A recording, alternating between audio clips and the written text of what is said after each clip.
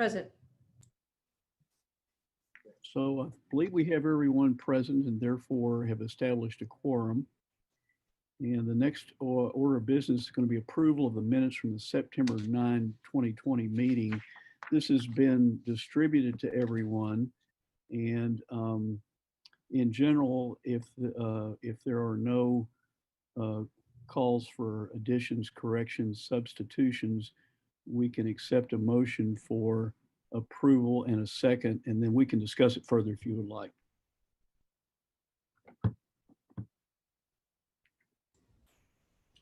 Motion to approve.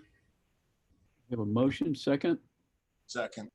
Second, any discussion on the motion and second to approve the minutes of September 9, 2020?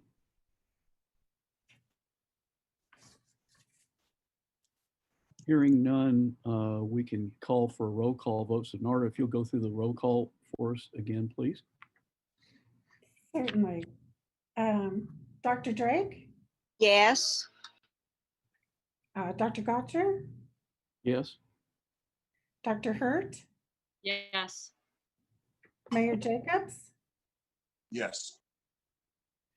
Dr. O'Brien, Yes. Dr. Shamia, Yes. Dr. Sousa. I'll abstain since I was not present last week. Okay. Ms. Wagner,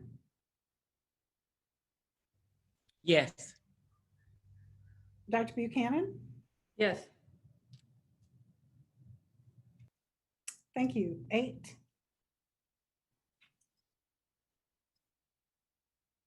8-4 with one abstention. So we have approved the minutes from September 9, 2020.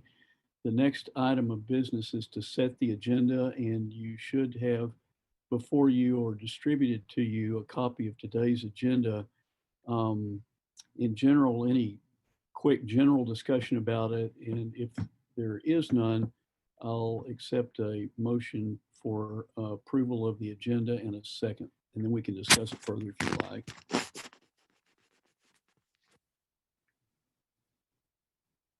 And unmute Dr. Drake. Okay. All right. I make a motion that we accept the agenda for today. And a second, please. Second. Any discussion on the agenda? The only thing I may want to bring up is we have guests with us to allow them to speak at the same time in the educational institution presentation. Mayor Kincannon and Chief Thomas, if that's possible. I think that would be fine if it's okay with the board. It's certainly fine with me.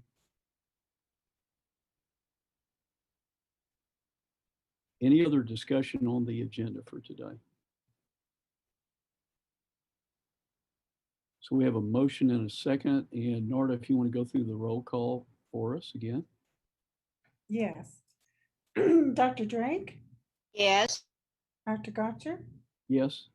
Dr. Hurt, Yes. Mayor Jacobs, Yes. Dr. O'Brien, Yes. Dr. Shamia, Yes. Dr. Sousa, Yes. Ms. Wagner, Yes. and Dr. Buchanan. Yes. Thank you. It passes 9-0. Thank you. You've adopted the agenda for tonight's meeting.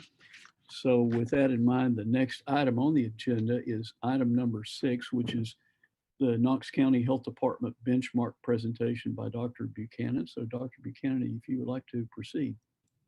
Sure. Thank you, Dr. Gotcher. So while Danielle's pulling up, or Catherine is pulling up the benchmark presentation, we had 66 new confirmed cases today since yesterday.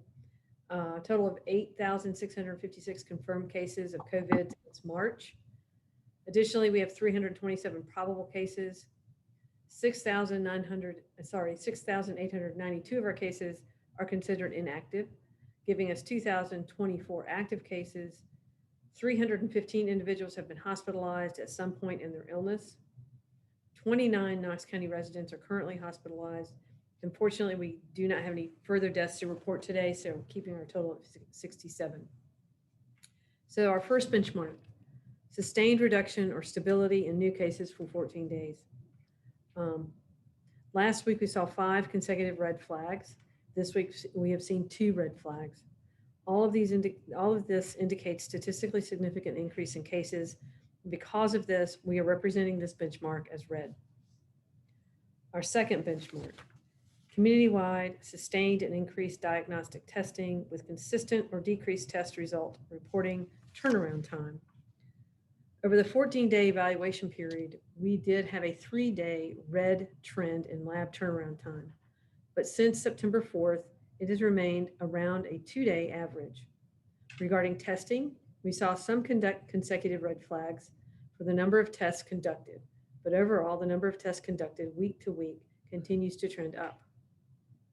We believe the increase in turnaround time and the decrease in testing were related to Labor Day weekend. However, we are still concerned that folks are not getting tested when they should be. Because of those factors, we're representing this benchmark as yellow.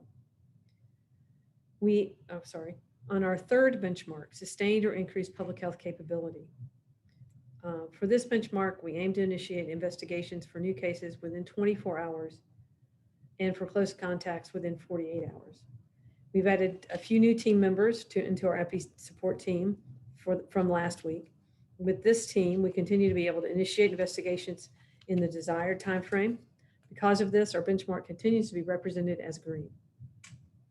Fourth benchmark, healthcare system capabilities remain within current and forecasted surge capacity.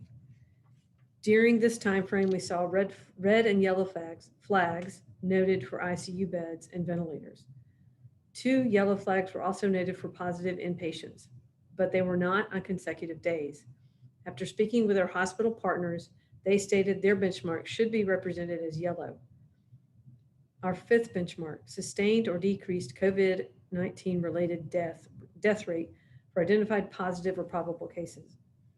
Over the past 2 weeks, we have seen 11 deaths. The information available leads us to represent this benchmark as yellow. And Catherine, do you have those, the detail on our trends ready? Okay. So last week I shared some data about who are our new cases and where are we seeing those increases. We continue to see most of our increases in school-aged children and up into college-age young adults, with the 18 to 22-year-old group having the largest growth over the recent past. 656 cases between August 30th to September 5th, and from September 6th to the 12th, 335 cases. And so that's a pretty significant increase. And you can see from this graph that that blue, I know there are 2 blue lines that look about the same, but that top blue line is the 18 to 22-year-olds. And then you can see under that are kind of the 41 plus year olds, but you have to remember that includes a whole lot of people, because that includes anybody. I mean, that's probably everybody on this call is included in that group. The 18 to 22-year-olds are really the lion's share. And right behind them are kind of high school age kids, and then middle schoolers. Catherine, you want to show the next slide, please? Or next graph. So these are school age kids in elementary, middle, and high school. And again, you can see if you look at the which is not the x-axis, the range is smaller with this graph. So don't be confused by that. But you'll see that the high schoolers are really where most of our cases are in Knox County. And Lisa would agree that that is certainly the trend that we're seeing. So it's really that 14 to 22-year-old age group where we're seeing the most cases in our community. So I just wanted you to have that information. Any questions about the benchmarks or the data I just presented? Sorry, one more thing. If you look at the Tennessee Department of Health, they have a page that looks at doubling time across the state. And right now, Knox County by far has the highest doubling time for any county in the state. So doubling time means how long does it take us to double the number of cases that we have. And our doubling time right now is 39.6 days. So a low number is not a good thing. That compares to the next closest is, and I don't know which county it is, but is 50.2 days. So we are doubling our cases quite rapidly. It is in this younger age group, but we are doubling our cases, and that's concerning to us as well. So now I'll take questions. Dr. Buchanan? Yes. Can you flesh out what's happening or what happened with the testing, please? So Catherine, can you pull the testing back up? So Mayor Jacobs, you mean, so are you talking about why we think there's less testing? Okay. No, with the turnaround time, and you hit a snag with that. So we think that, and this is all conjecture on our part because we don't have communication with all the different labs, but we believe that was probably due to the Labor Day holiday and labs not running at full capacity over Labor Day. And so holding some specimens and batching them after the Labor Day holiday probably caused us some delay in turnaround times. That's what we believe is true. I'm not sure if you've asked the state about that, if they saw it across the state or if it was just unique to Knox County.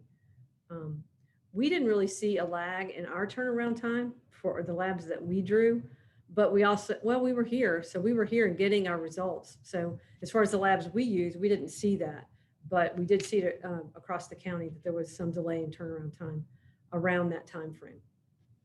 Thank you. Sure.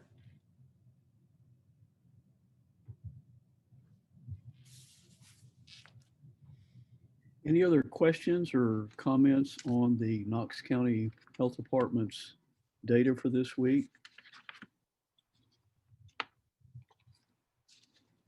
If not, Dr. Buchanan, thank you for that presentation. Welcome. And next on the agenda, number 7 is University of Tennessee Medical Center's Knoxville data by Dr. Shamiya. Dr. Shamiya, are you ready? I am, yeah. Okay. So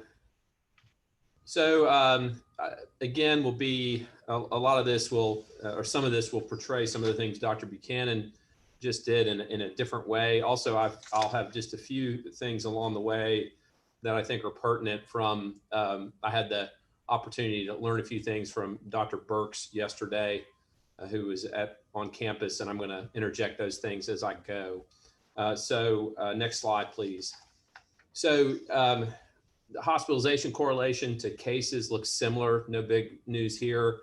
If you look at the district on the right, those circles are closer together, meaning the correlation in the upper right of that graph in the THA district, they're closer together. And what that means is that correlation is potentially stronger, which you would potentially expect because the district as a whole has less of the younger age group than Knox County specifically does right now. And we know the younger are less likely to be hospitalized. Next slide, please. For the pace of new cases, you'll see first of Knox County, that last bar, the 8, it took us 8 days to add the next 1,000. So that's a new bar from last week, and 8 is as low as we've been for the number of days to add cases. The district, that 4 in the far right-hand side is also new from last week, 4 days to add the next 1,000. Next slide, please. And so this is just another way to portray some of what Dr. Buchanan showed, but you'll see that in the most recent week, we added 935 cases, where last week we'd had 778. So 935 is our max for a week. And you see on the right-hand side for Knox County, we are at pace to certainly exceed July and August. In the district, it's not as dramatic. Remember, I mentioned last week that, and I'll show a slide where we're really kind of driving the district, and the district is taking a larger role in the state. But you see an increase, although not as dramatic. Next slide, please. So this shows the new cases by age demographic. And so first thing I'd point out is that 0 to 10 group is flat. And I think that can be perceived as good news. Certainly you see 11 to 20 and then 21 to 30 with significant growth, which we've spoken about. And then I think the point to make on the bottom 3 tiles is that, it's not that they've gone away. It's actually pretty comparable to what it's been over the last several weeks. I think that the key issue here is that if we start to see those spikes that are on the top row start to cascade down to the bottom row, that is where we will potentially start to see that translate into sicker patients and more hospitalizations. A point I'll stop here and make is that I know there's a lot of conversation about whether, what should we make of the college age person, or for that matter, just specifically someone who is in college. And I asked that point blank to Dr. Burks, not because of any specific agenda. This was an opportunity for me to pick her brain, which was a unique opportunity. And her comment about that was that these people, these students are mixing in the community, and she felt that they should be approached or thought of as any other case in the community. They're not as likely to get sick and be hospitalized, but from a public health perspective, at least that was her answer. Next slide, please. So trying to break, this is a way to attempt, and Dr. Buchanan showed this. Actually, could you go back to the last slide, please, just real quick. So 11 to 20 and 21 to 30, at least the data that we have access to, that's the way it's broken down. And so trying to parse that out between how much of the 11 to 20 is actually people who are 12 years old versus 19 is difficult to do. So this next slide is an attempt to do that. Next slide. So if you see that the 5 to 18 has a reasonable amount of growth in the middle, on the left, clearly it's flat. And on the right, it's the 11 to 20 is rising. So I think what you can conclude from that is 11 to 20 is contributing more to that growth than the 0 to 10. And so clearly the 19 to 20-year-olds are having an impact. Dr. Buchanan's data showed that as well. Next slide, please. So this is our doubling day growth rate. All I'll point out is on the bottom right of the graph. You just see it starting to, the descent seems to be flattening out, and the lines are close to crossing.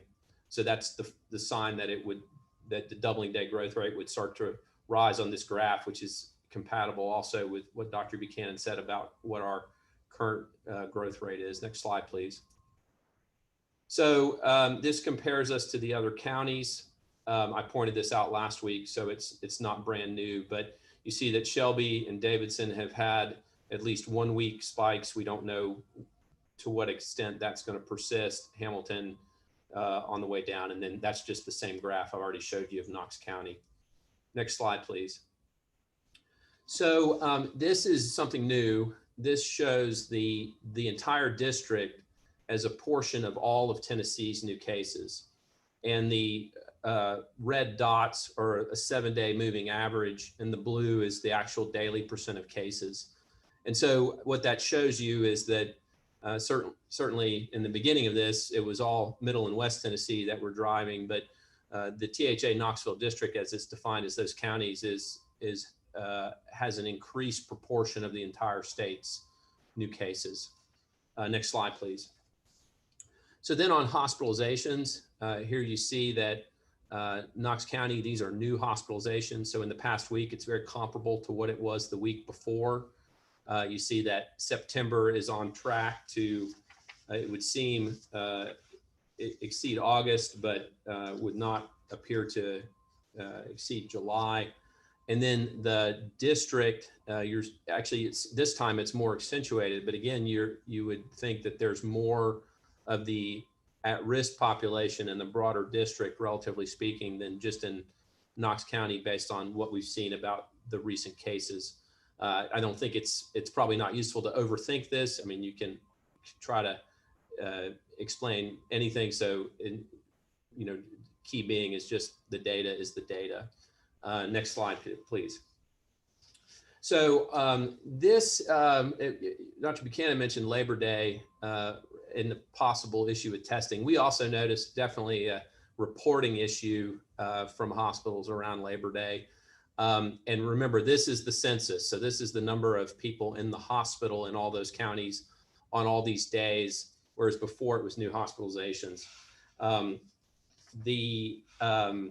Next slide, please. The projections that and remember, this is kind of just basic of taking the graph in total and then just projecting it out. When it was on a sharp rise, we were projecting it close to 400. And here you see the last 3 trend lines. September 2nd is in yellow. The pink is September 9th, and September 16th is the blue, which I just showed you.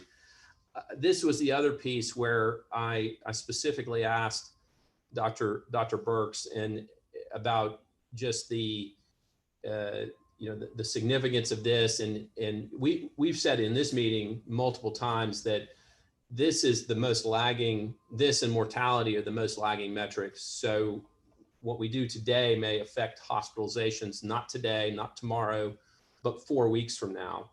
And if this rises, our ability to get out of that is also going to take several weeks. And Dr. Burks told me that this was probably the last thing she looks at, or the least thing that she emphasizes.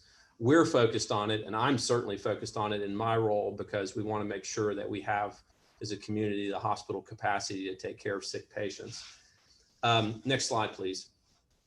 So what she did say in that really is a focus is the positivity rate. And we've talked about that. Actually, I think this is a little bit more understandable than what I showed last week, but showed last week a graph of that. And this is what, for example, the White House Task Force uses. And we've had Dr. Buchanan has raised some concerns because we may not be we're probably capturing most of the positive tests, but may not be capturing all the negatives. And so, for example, if you see that 10.2% spike on the left-hand side of the graph on that positivity rate, that may have been related to some of that issue. So there may have been some unreliability at that point.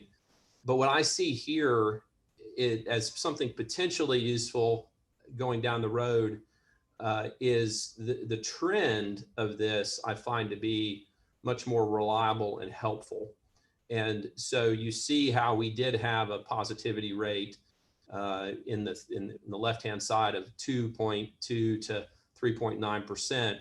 And then even at a point where we really thought things have settled down, didn't drop below the kind of 8%. And then we've seen this recent spike, which we have spoken about. The other thing that she emphasized is the importance of testing volume. And I've mentioned this before, but I think most people think about test positivity rate as simply, oh, wow, when that number's high, there's a lot of people with COVID, so it's not a good situation. But that's part of it. But the other part of it is this is an indication of how well the community as a whole is managing the disease. And a lot of that is about testing. So the more testing you do, the more inherently you're going to drive this number down. You're going to dilute the positives with negatives. But from a public health perspective, as you're doing contact investigation and trying to isolate those who have COVID-19, that's exactly what you want to do. And so this is why I think she focuses on this more than anything else. And so this might be something that we can continue to talk about, but I just really wanted to show more visually where we are right now and then explain it just a little bit. And then my final slide, next slide, please. So I tried just to summarize just factually what I've shown. And so we've had 3 weeks of increasing case growth. The highest weekly total of new cases since the beginning of the pandemic has been in this past week, but it is driven by the 11 to 30 age group. The 0 to 10 age group shows little to no signs of new case growth acceleration at this point. Those over 30 are still being diagnosed with COVID-19, and that hasn't gone away. It's actually pretty stable. It's about 36% of all the new daily infections in September. And remember, I mentioned that about whether the younger group is going to cascade down. District hospitalizations are increasing, but certainly not at the same rate. Knox County new hospitalizations remain level and manageable. And so I believe that's my last slide. I'll be happy to answer any questions. Dr. Gocher, may I have a quick question, or actually just a comment. Yes. Your slide on the the percent positivity rate after hearing from Dr. Burks I came back to my staff, and we are working on trending that out.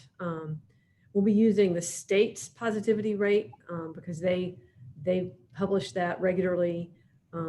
And again, using it for trending, not for, that's absolutely that the number is wholly accurate, but if the trend is up or down, that's helpful for us. And one of our challenges, and that we really don't know how to fix, is decreased testing volume. And so we're seeing it, our other places are seeing it as well. So that concerns us for lots of different reasons. One, we certainly have cases out there who don't know their cases and are walking around making other people sick. And it just doesn't give us a good idea of disease burden in our community. So we kind of lose that ability to see what is the disease burden in Knox County. So anybody has any bright ideas on how to increase testing, we're open to it, but we haven't come up with any. Well, Dr. Burks did mention that, her number one concern about Tennessee, I believe she said it was her number one concern, certainly a high concern, was that the testing volume has dropped substantially across the state. And, she's certainly more of I feel comfortable talking about these things, but she spent her entire career doing this. And I think that, the one thing, Dr. Buchanan, that I've thought through is that if there is a way, the one thing about positivity rate is that it may be a metric that gets us rowing in the same direction on this, because if that is felt to be extremely important, it really doesn't just motivate people to quarantine or to wear their mask, but it motivates testing. Mm-hmm. And so, but even if that's not the case, I think that the other thing that we think about from a hospital side is a unpleasant surprise, right? Mm-hmm. When cases increased the last time, it just seemed to come out of, I wouldn't say nowhere, but it really accelerated quickly. Mm-hmm. And so the less of a handle that we have on who has COVID and which age groups have COVID, the more likely it is that from a healthcare infrastructure perspective, we could get surprised, which is the last thing that we want. Because remember, it takes us several weeks to reverse that. It's not something that we would just do overnight. Right. Actually, Tennessee's testing volume had decreased by 50% in the recent past. That was one of the really cool things to be able to hear from Dr. Burks, was she and her staff have they have like the nationwide view, so they can really look and say, here's what these places are doing, and these are the things that worked. And that's really helpful to hear, because, this is a new virus and we're responding to something without having a full knowledge of what's the best thing to do. So that was really helpful. And she also mentioned that West Virginia, and I haven't looked at it yet, is using a red, green, yellow, traffic light kind of thing to talk about how things are going in the community, and connect that to if we as a community are in red, there's no football. And that's worked for them. I think mostly speaking of high school football, but she said that's been something that's worked. So I haven't had time to look and see how they're doing that and what that looks like, and if that's something we would want to consider looking at as a community, really motivating people to take responsibility and say, hey, if we want to have these things, we have to do this other stuff to reduce risk. So again, we've talked about trying to motivate and change human behavior. And so that might be one way to do it.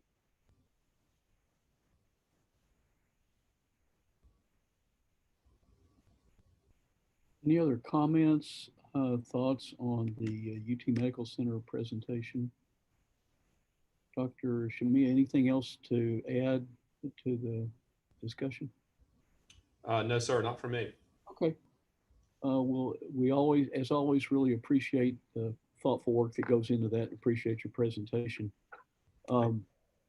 Next on the agenda is our educational institution presentations. And first, we'll hear from the University of Tennessee, Dr. Plowman and Dr. Gregg. Thank you for participating. Thank you. I'll start and then let Dr. Gregg chime in when he wants to. I want to do two things tonight. Let me just clarify a little bit about Dr. Burke's visit, and then I want to talk about our numbers and our testing.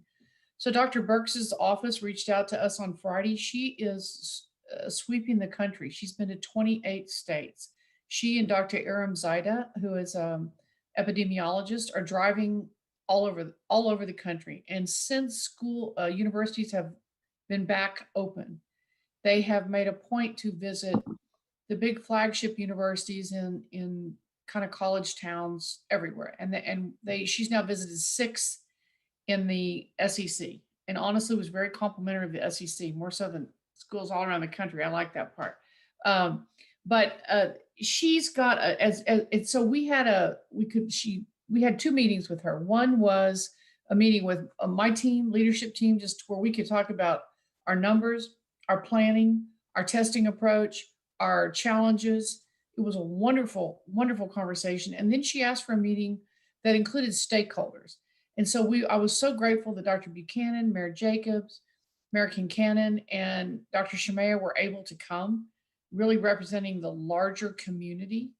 And she basically, and I'll speak at the end of this about her comments as they specifically maybe relate to our situation, but she very much affirmed the preparations that we've made, our planning, our adjusted planning, our continuing adaptation.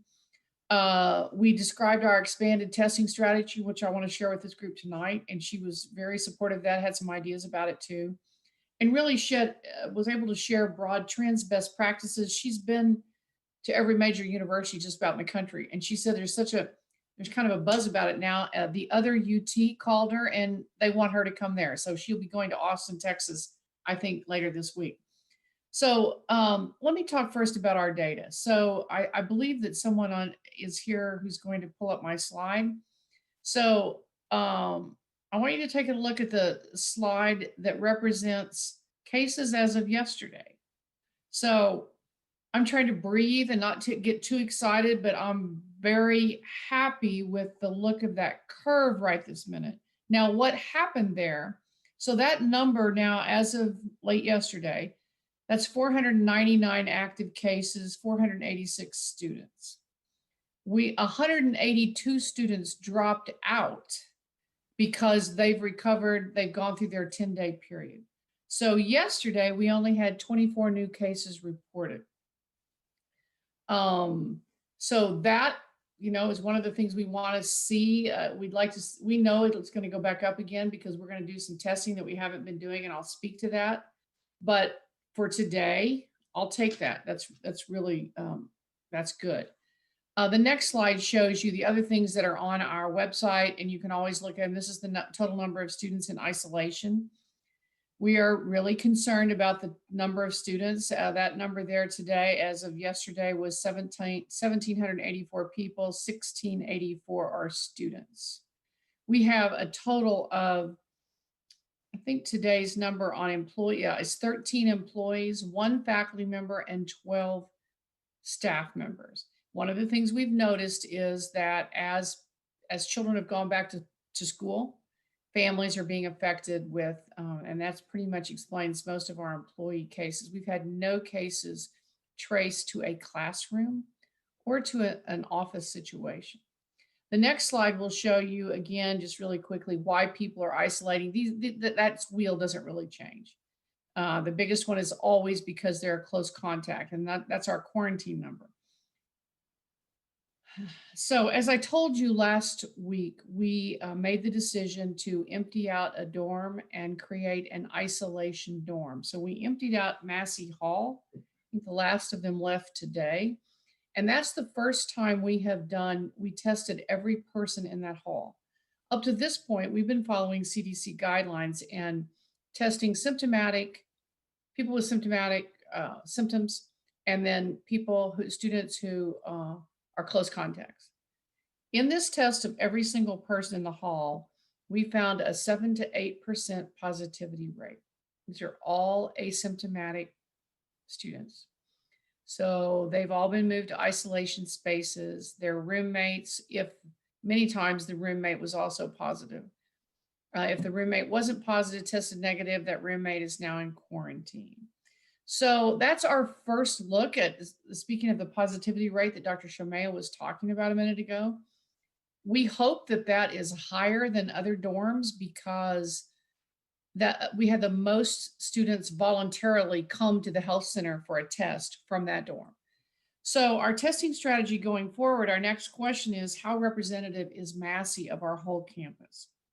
We are doing wastewater testing of all the buildings on all the dormitories and Greek houses on campus. Those first collections have been made and the results are in. I haven't seen them yet. The wastewater testing is going to help us follow trends and see where there's the intensity, where there might be the most cases, and where we then need to move in with a different level of testing. We talked through this with Dr. Burks, and she was very affirming about that. She said many of these schools who tested everyone on day one, I mean, in a lot of ways, what happened to them since is the same thing that's happened to him here. Then the spike came later after kids have been around each other. So she was very affirming of our approach. In addition to doing the wastewater testing, we're now going to test another dorm that is similar in style to Massey's, meaning communal bathrooms. It's more of an old style dorm. And we're going to go in there with pooled saliva testing. And this is all being done by faculty who converted a couple of their labs to be able to make this work. We'll do pooled saliva testing to see where there are concentrations within a dorm, and which may then send us in to do finally individual PCR testing. In addition to that, we've selected another dorm on campus, which has a different style of living. It's not communal baths, it's more apartment style. And we'll be doing PCR testing in Magnolia Hall. So this is our first rollout of our really systemic, broad scale testing of the campus. It coincides with a 14-day kind of pause breather we took effective last Thursday. No indoor activities. We pushed everything out of doors. All the food is grab and go. Students are in their dorms. They're required to stay in their rooms and not congregate with each other in other rooms. This has been hard for students, but I want to tell you their resilience has been great, and their acceptance, and to call it positivity would be an overstatement, but their acceptance and willingness to go with this. We're really focusing on trying to build a wall, if you will, around the on-campus dorms. So we were thrilled to be able to talk through every bit of that in more detail with Dr. Burks. Got some good suggestions. We're going to do an additional research project of kids in quarantine that we haven't, to just find out, do they really need to stay there 14 days? And that will be really important. If the quarantining has just tied us in knots in a way. And we're now, through the help of Dr. Buchanan, working with Dr. Gregg, refined our procedures to where students can quarantine these are close contacts in their room unless the roommate has a underlying conditioning or that kind of thing. In summary, let me just say that it was wonderful to meet with Dr. Burks, who's been to so many campuses, and she could share with us what they're doing at other places. Can you all still hear me? Have I frozen up? Okay, all right, good. And 28 states. And the things she said she has seen across as she looked at how the South has started to bring their numbers down, two things made a huge difference everywhere. And that is continuing the mask mandate. She immediately complimented us when she walked in the door she drove around campus, all the students had on masks. And I was grateful to hear that because we hadn't given him a forewarning. It was a surprise visit. Continue the mask and eliminating the consumption of alcohol after 10 o'clock at night. She said 10 o'clock, 11 o'clock, close the bars. One of those three, that in combination with the mask has driven the numbers down. And you can change your numbers in 8 weeks in a large community. So it was really wonderful to have her here and just to hear her insights. She's met with governors, people at the county level, the state level, in 28 different states, and university leaders. And so we were fortunate. I'm grateful for my colleagues who were on this call who were able to come yesterday. I think we all learned a lot. I left there feeling inspired and grateful for the work that she's doing, just state by state, city by city, university by university. So I'll close with that. Thank you, Dr. Plowman. Dr. Gregg.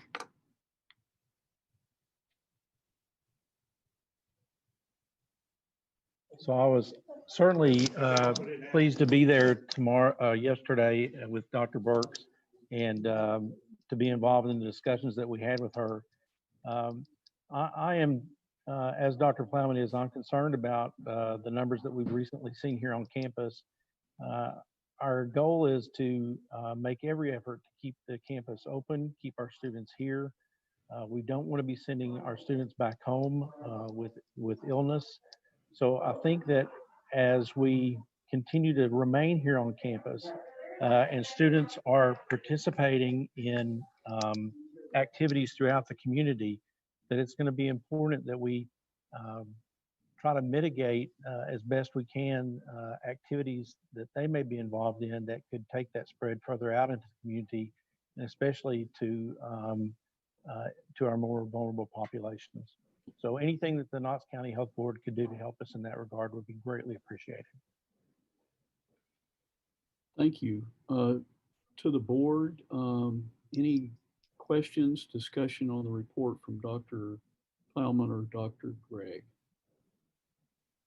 Again, Chairman, just a comment for the board's information. When Chancellor Plowman talks about quarantines, the thing that's really killing them, compared to a community contact who has maybe 4 to 6, or community case has 4 to 6 contacts, UT students on average have around 20.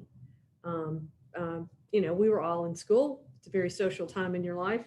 And so their quarantine ratio is much higher than Knox County schools or even the general community. So if you look at those numbers, they have a lot of folks in quarantine. Any other questions, discussion? If not, we really thank both of you a lot for your input and support for trying to control this in our community. Thank you very much. Next on the agenda on educational institution presentations is the Knox County School System. And Ms. Wagner, if you have a report for us, please. Sure. Next slide, please.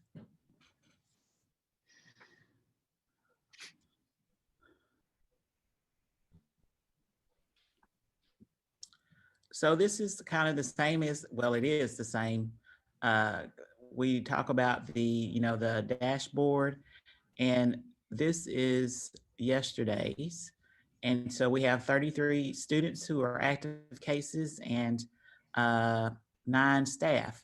And so today, today's totals are, we have 38 active student cases, 7 staff. Next slide, please. And if you look from September 9th through to September the 15th, it just gives you like the bars of how many active staff and how many active students. Next slide, please.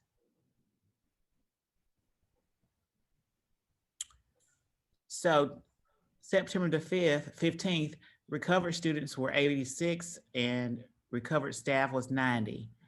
So today's total is 90 students have recovered and 91 staff have recovered. Next slide, please.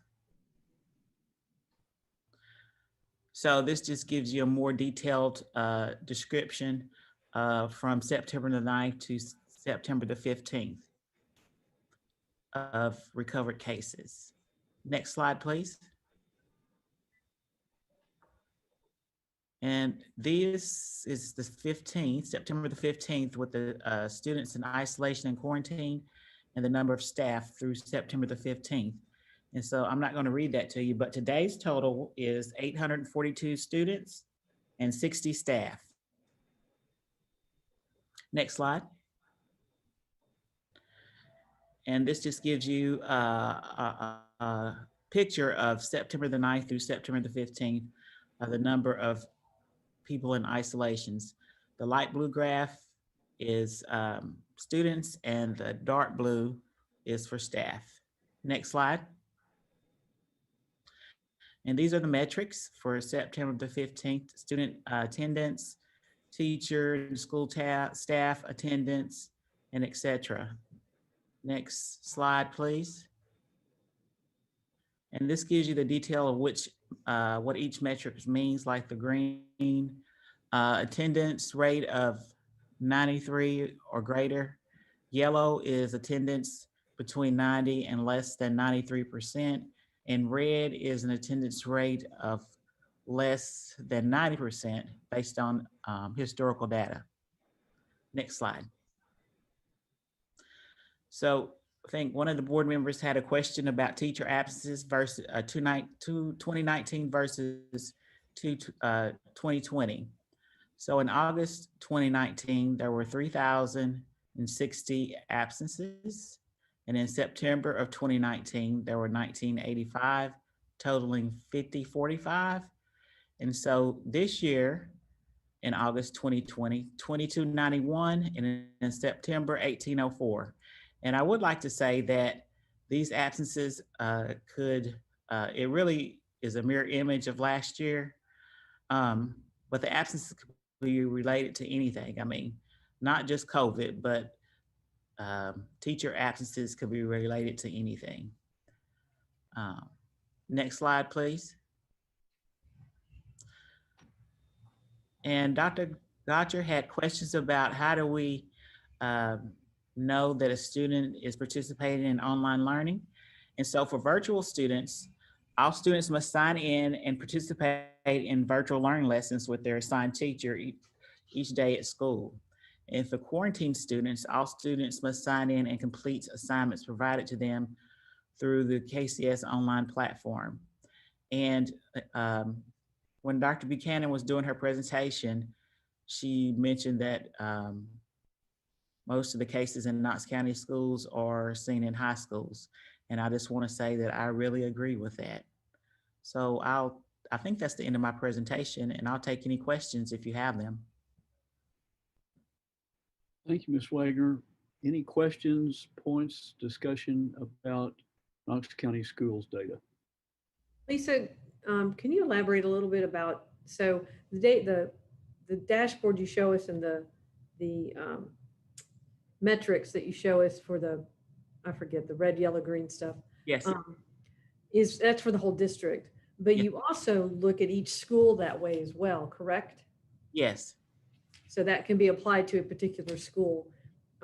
That's one way the school system is being surgical in deciding which schools to make changes in, or even within a school, you might have, a classroom or an area that has a challenge and the rest of the school's fine. So we're working really closely with them to take a really cautious and surgical approach to making that switch from in-person to virtual. So I just think that might be important for the board to understand that it's not all or nothing. Yes. So what we do is we have a database that has a list of all the schools, and each day that we get like a positive case, and because of that positive case, we have to do contact tracing and the number of students that are quarantined within that school. And so with the database, we put the date that the quarantine starts and some formula that they have in the database. It calculates how long they are out. And so that allows us to be, surgical, like Dr. Buchanan says, and be precise on the number of students that are quarantined. because of COVID.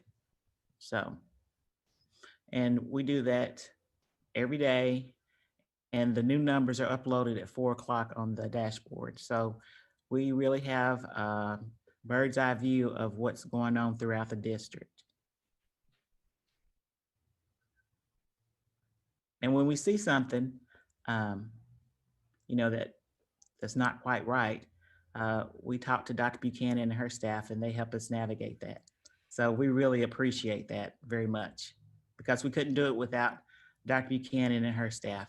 They've been so helpful to us, especially me. With contact. It's a really great partnership, and we're learning stuff together. Yes, ma'am. Any other questions or discussion on our educational institutional? I have a quick question for Ms. Wagner. We've talked in the past about how when a child presents with illness, either when they're starting the day at school, or perhaps they go to the school nurse during the day, it's suggested, of course, and recommended that the child be tested for COVID. And I'm wondering what kind of data you all have, if you have an idea of those children for whom it's suggested you need to go have your child tested. That's what we recommend. What percentage of them actually do get tested? I have to get back with you on that because I don't have that right in front of me, but I will try to have that for you at the next week's meeting.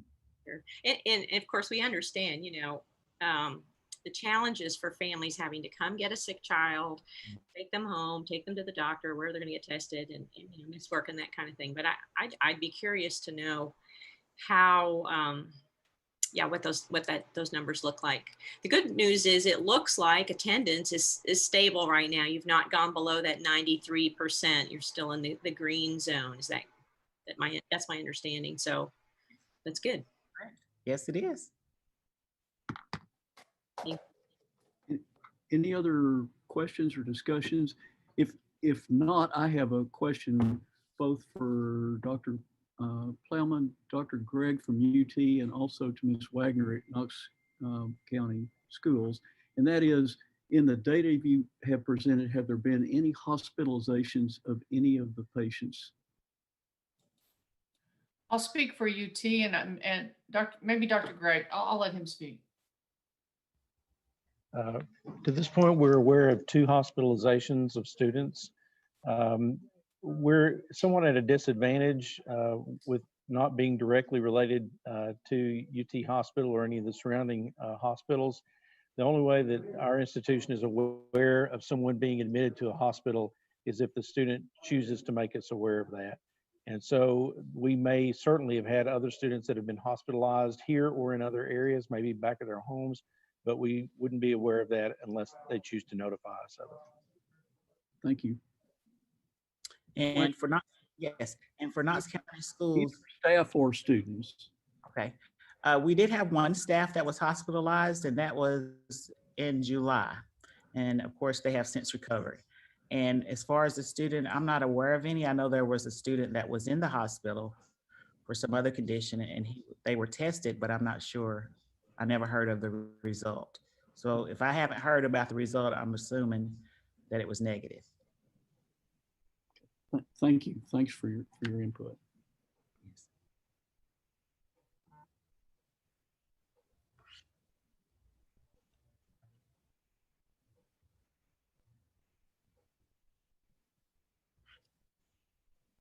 Dr. Gocher, we can't hear you, sir.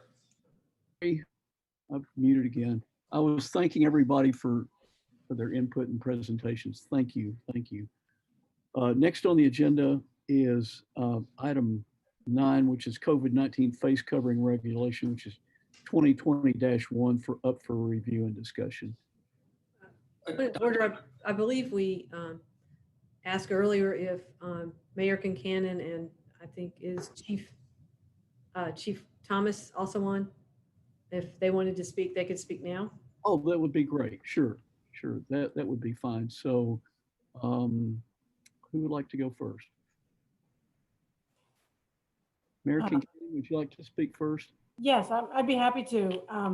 First, on behalf of the people of the city of Knoxville, I just want to thank you all for your service. Every day people say we're so grateful that the members of the Board of Health are working hard to protect the public health of our community.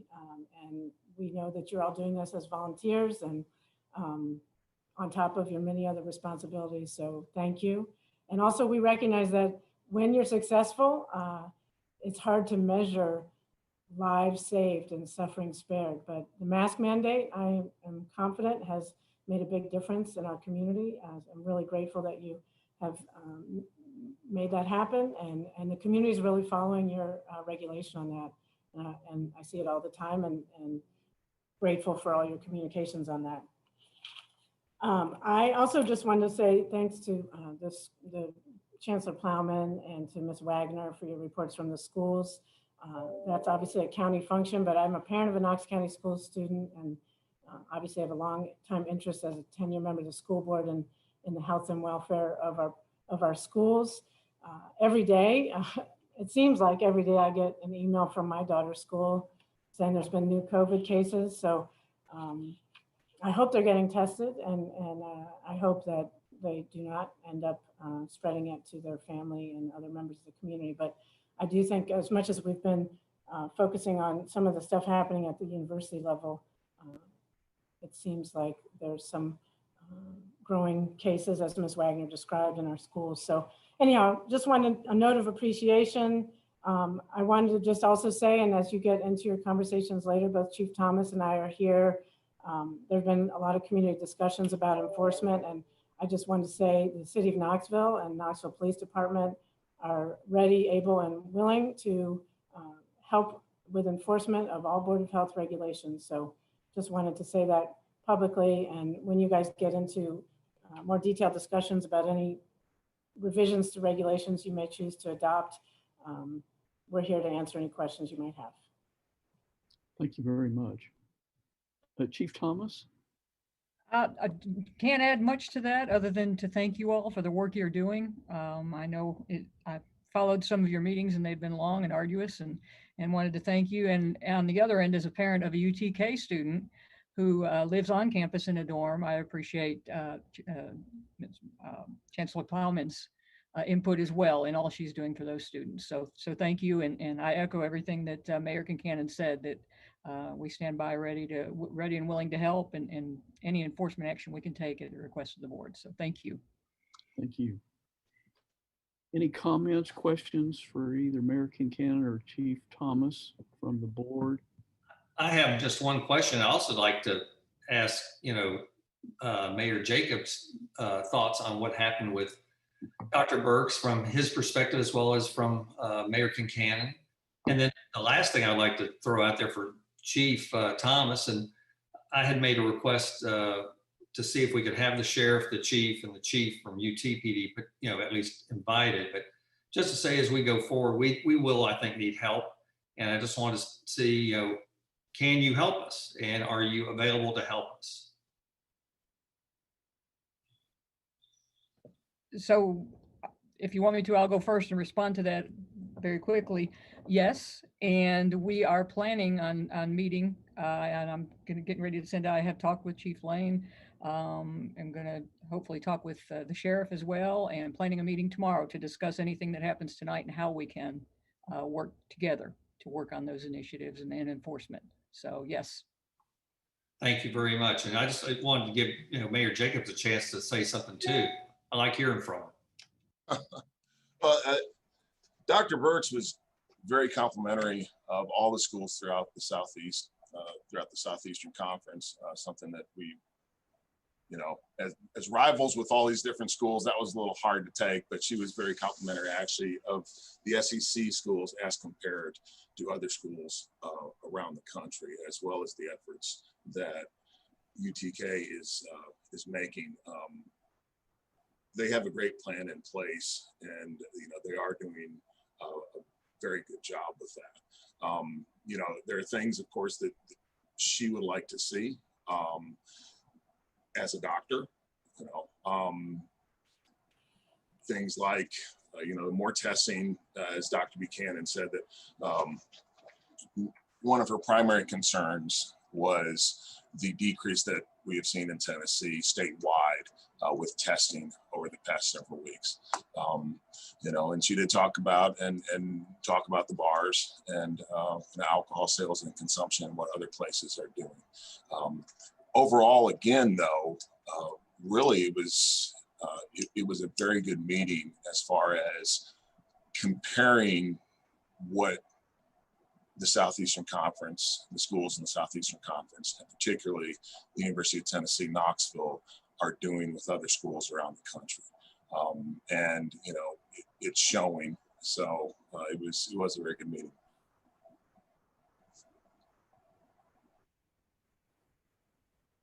Dr. Bunn, did you want me to share my impressions of Dr. Burks?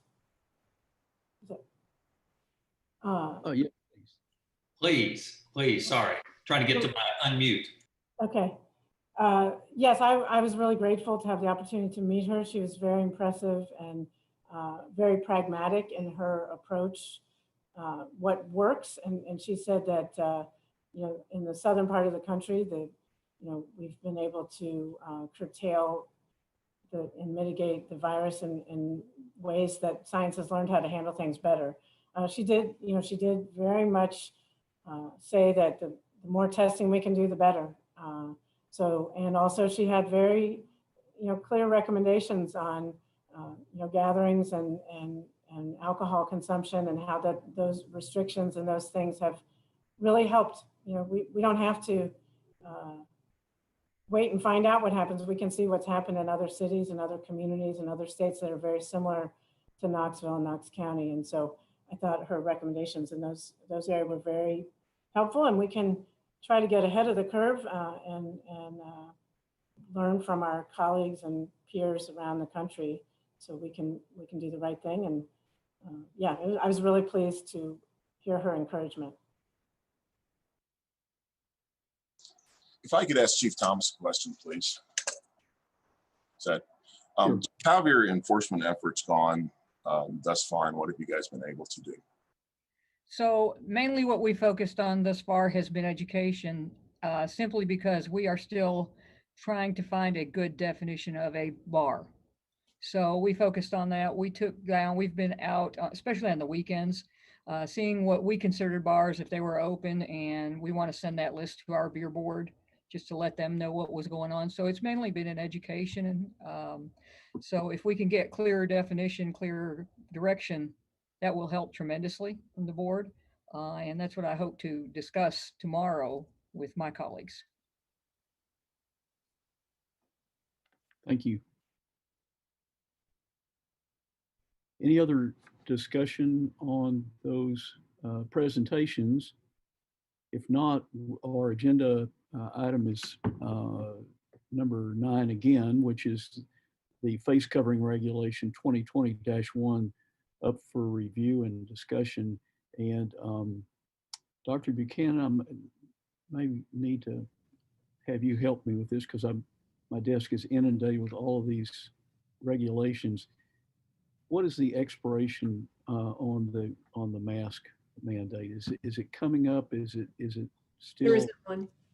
The mask mandate is simply one we're going to review regularly. And, I think one of the things that we might want to consider doing, and I realize now is not the time as our cases are going up and, we're having increases, but to consider using our current benchmarks and maybe even looking at our positivity rate as a piece of that, to consider when we would consider taking the mask mandate down within the context of the community and vaccine availability and all of those things. And we can certainly look at that. I think there are some benchmarks from the White House task force that might be useful in helping us trend that out. So if you would like, my staff and I can work on just bringing back a proposal for what we might consider looking at to consider when we would want to take the mask mandate down. We can do that. I was curious if you had had an opportunity to get in touch with either the health department or the mayor's office in Williamson County. I know they're not one of the big six counties that has their own or their own independent board of health, and that the mayor would be the one who would have jurisdiction over the mask mandate, and that was removed. I want to say it was a week or two ago. Any information as to what their criteria were, or whether there was a criterion that was established? I have not had any conversations with them, and with them not being a metro, getting access to what their data says is a challenge. I can certainly have somebody on my staff reach out to Williamson County and see what they used. I know what they used for schools was really not evidence-based and wasn't based in epidemiology. So I don't know what they used for their mask mandate removal, but we certainly can investigate that. Well, it would, I think, be just a piece of the puzzle. It may be something we would not be interested in following at all if it's not based on some degree of evidence. But I'm just curious as to how they came up with that decision. We can do that. Sounds good. Any other questions or discussion about 2020-1? It's up for additional discussion right now. So I guess my question to the board is would the board want a proposal for benchmarks to use to help guide in taking the mask mandate down? Discussion on that? Dr. Buchanan, how comfortable are you that the positivity rate is going to be accurate, or should it be more of a trend line? We have so much trouble determining what the numerator and the denominator is at this point. Just how comfortable are you with positivity rate itself as a criteria? And I don't think we would choose one criteria, just like we don't have one benchmark. We look at all of our benchmarks, and it really is, I misspoke, Mayor, it really is the trend line of the positivity rate, not the positivity rate itself. In combination with our other benchmarks, hospitalization, case rates, those kind of things. And then looking at the context of the community, I think a vaccine might play a role in that. If our cases stay where they are, and then when we start having vaccine availability, that might change what we want to do. But we also have to look at, if we're seeing 300 cases, well, I don't want to say 300, we're still seeing 200 cases a day, and we drop down to 100, is that really adequate for us to say we want to take the mask mandate away? So I think we need to look at all those pieces, and I don't think there's one easy answer. We did get some suggestions from the state on looking at a combination of data plus adding, that you would have less than X number of cases a day in addition to other positive indicators to be able to say, okay, we can safely take this away and not see a spike in cases. But even if we take the mask mandate away, the use of masks, the need for social distancing, the need to wash your hands and stay home when you're sick is all going to persist. It's going to still be there with or without the mandate.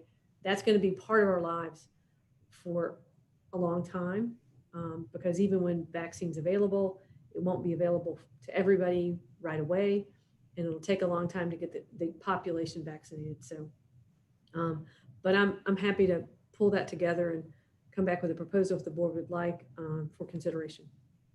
Dr. Buchanan, one person's my thoughts on that is that I think if we have at least some guidelines that the citizens of Knox County would at least have something concrete to look at and a goal to strive for, to say, if we get our positivity rate down, if the other benchmarks are hitting green, that, we'll seriously look at removing that mandate.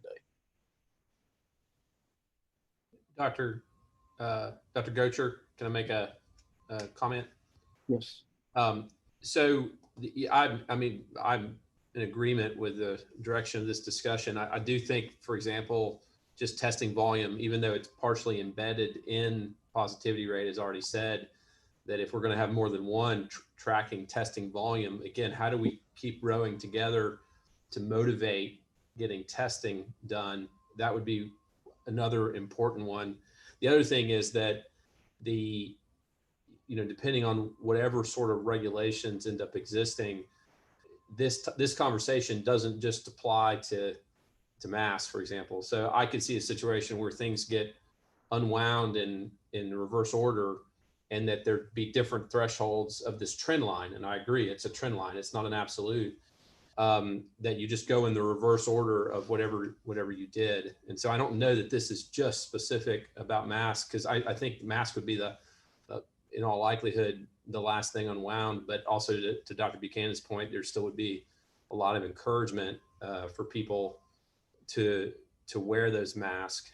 The other thing I would just say is we're thinking through this, and I think it's a very valuable discussion. And I think that one that we need to have is that we all know, all the data I've shown is that there's always going to be these odd blips, these very brief 1 day, 2 day blips. And so on either direction, I don't think you want to, just because you barely got below a threshold doesn't mean it's time to do something. You'd want to see 2 weeks, for example, of a trend before you said it was time to unwind whatever it was that you're at that level to be able to do so. Right. But I think 2 weeks would be a minimum. I mean, when we're thinking about other outbreaks, we go 2 incubation periods before we let a nursing home start having admissions again when they've had an outbreak, or let people eat together. We go 2 incubation periods. Now, those incubation periods are usually shorter than 2 weeks. So I think we have to look at that too, take that into consideration. But yeah, I think basing it on incubation period is an important scientific approach. But if this conversation can not only accomplish, if we can get there and think through it scientifically, and not only accomplish giving the public expectations about what to expect, and for that matter, if it gets worse, what's the next thing that happens if it gets worse? Not only that, but if we can motivate along the way some of the right public health behaviors, that's the win, in my opinion, on this. Other comments, discussions? On a related to mask, but in a totally separate conversation, another thing Dr. Burks mentioned, and I really took this to heart, is she talked about how they were able to, using data that they have, kind of be able to tell when an outbreak occurred somewhere, when people had probably gone on vacation and things like that. And then she talked about how many people, even with a much smaller home football crowd, how many people are going to be coming to town from different places that may not be doing masks. And I do think it's going to be important that, assuming which I think we still will, that Knox County's expectations are clear to our out-of-town visitors about what it is the expectation when folks are in town. Otherwise, we're just going to have people come in, and potentially we'll see the effects of that 3 or 4 weeks later. And it may not even be in the stadium where that kind of stuff happens. So, Dr. Buchanan, do you have anything else to say about that? No, but I agree. I think that one of the things that we might try to powwow with the university on, and maybe even the city and others, about how can we communicate to those who are coming and maybe won't even be in the stadium, our expectations and what our regulations are. And also, how do we facilitate enjoying and celebrating UT football the way everybody will want to, in a COVID friendly way, and so I don't know what that looks like, but I think it's something to think about. I think that was I'm not sure who said that, but talking about, how do we as a community enable people to do some of the things they want to do safely, and thinking outside the box is going to be important with that. Dr. Buchanan, one other suggestion that I might have, and kind of open this to the board if there are any other comments, and that is, as part of this, as part of kind of a report to the community on a road forward, I think an introductory paragraph or paragraphs that describe the scientific basis that makes masks a viable therapy from a public health standpoint would be very welcome. There's, I know we all get a ton of emails, and some of these are very heartfelt, but some of the information is controversial to say the least. And I think having that information out in front of the public with our best available information, our highest level of evidence, journals that have the highest impact factor, all that sort of stuff, to kind of show the logic that we're using to come to these conclusions. Sure, and we can certainly work on doing that. Something that we do almost, well, not every day anymore, at our news briefings twice a week. We try to get that message out there. I think the audience might be dwindling for the media briefings, so maybe there's a different way to get that information out there. Thank you. Any other discussions on 2020-1? If not, thanks to everyone for your input. Item number 10 is up next is COVID-19 suppression of bars regulations 2020-4 up for review and discussion.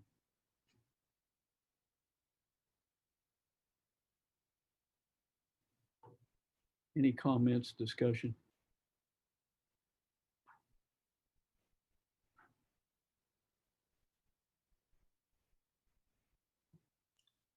I guess I'll just say one thing. It's going to we're going to move toward something else here when we talk in just a few minutes. And I think that's where the main discussion may come down. So this is something that I guess essentially is ready to sunset. So I don't know how much discussion we'll have tonight, but we will have some other discussion related here shortly.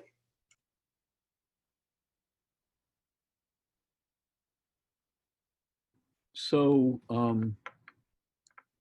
Mr. Sanders, I don't know if this item on the agenda or another item on the agenda is the appropriate time to bring this up, but you all probably have received, or you may have received about 2 minutes before the meeting started, a letter from an attorney representing several restaurants in the area wanting to talk about tabling some of the measures that we're talking about. Is it time to talk about that, or do we wait until we get into either item 11 or 12 or 13? I don't really care. It's up to you. But since you've already brought it up, let me just discuss it with you briefly. Obviously, I'm going to keep legal advice on litigation issues to a minimum during a public meeting. But overall, I've read the letter. It's a sort of shot across the bow kind of letter. But I'm not worried about its content. Lawyers write lots of things for lots of reasons, but as far as is the board going to be doing anything illegal by proceeding with the agenda item, my answer is no, it is not. So feel free to proceed with the agenda item if you wish to. If you wish to table it as the letter asks you, then obviously that's up to you, but don't be concerned for the legal issues. If they want to bring suit, they can bring suit. Thank you. And we can probably go into that in more detail as it applies to any of the items that are down in the agenda today. So 2020-4, any other discussions, comments, questions? I sense there are none on this because of the sunset today. This is Maria Hurt. So I need to get clear what we're doing here. If we know that on the agenda is another regulation that may impact whether or not this regulation stays in place, I just want to be clear what we're doing here. I don't want this to sunset if we're not sure as a whole what we're doing to either replace it or not replace it. So I guess I need some clarity there. What we're going to achieve right now. Dr. I think I can help you with that, but we may ask Mr. Sanders. It's the way it is engineered to sunset, I believe it would be tomorrow, which means it's active right now, and we are reviewing and discussing it. But in the absence of a motion to do anything, that's all we're doing right now. As we go through future items, which are draft regulations and other regulations, I think 2020-4 could be reviewed and discussed and voted on if there's a change or sustaining it. I think anything as we go down through discussions of items 11, 12, and 13 would be in order. So I don't think that, kind of closing discussion on this closes the discussion on the item itself. Mr. Sanders, is that substantially correct? I think that's fine.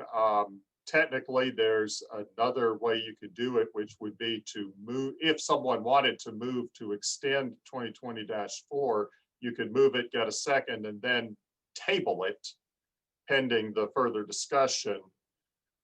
And then depending on the outcome of further discussion of other issues, you could take it up again and then vote on your original motion. That would probably be the more correct parliamentary method, but as long as you're all in concurrence with what you propose, that's essentially an informal amendment to the agenda.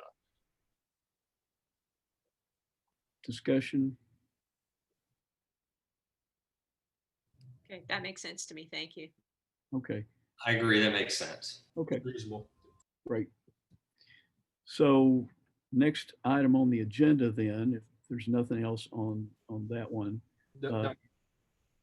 Yes. So, Dr. Gocher, just as a point, so did that mean we needed a motion and second and table to be able to do that, Mr. Sanders, or did I misunderstand what you said before we move on?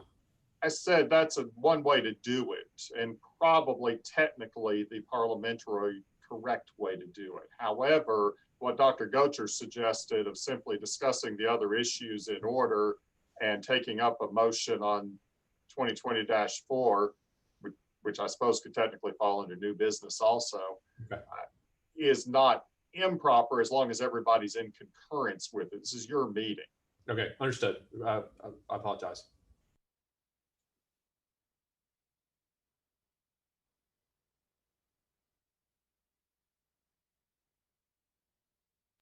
Dr. Gocher, you're on mute.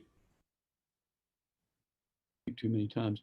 It's certainly appropriate if somebody wants to make that motion and second it to postpone definitely or table till later in the meeting. That's okay, or I think I sense we can just discuss it at that time.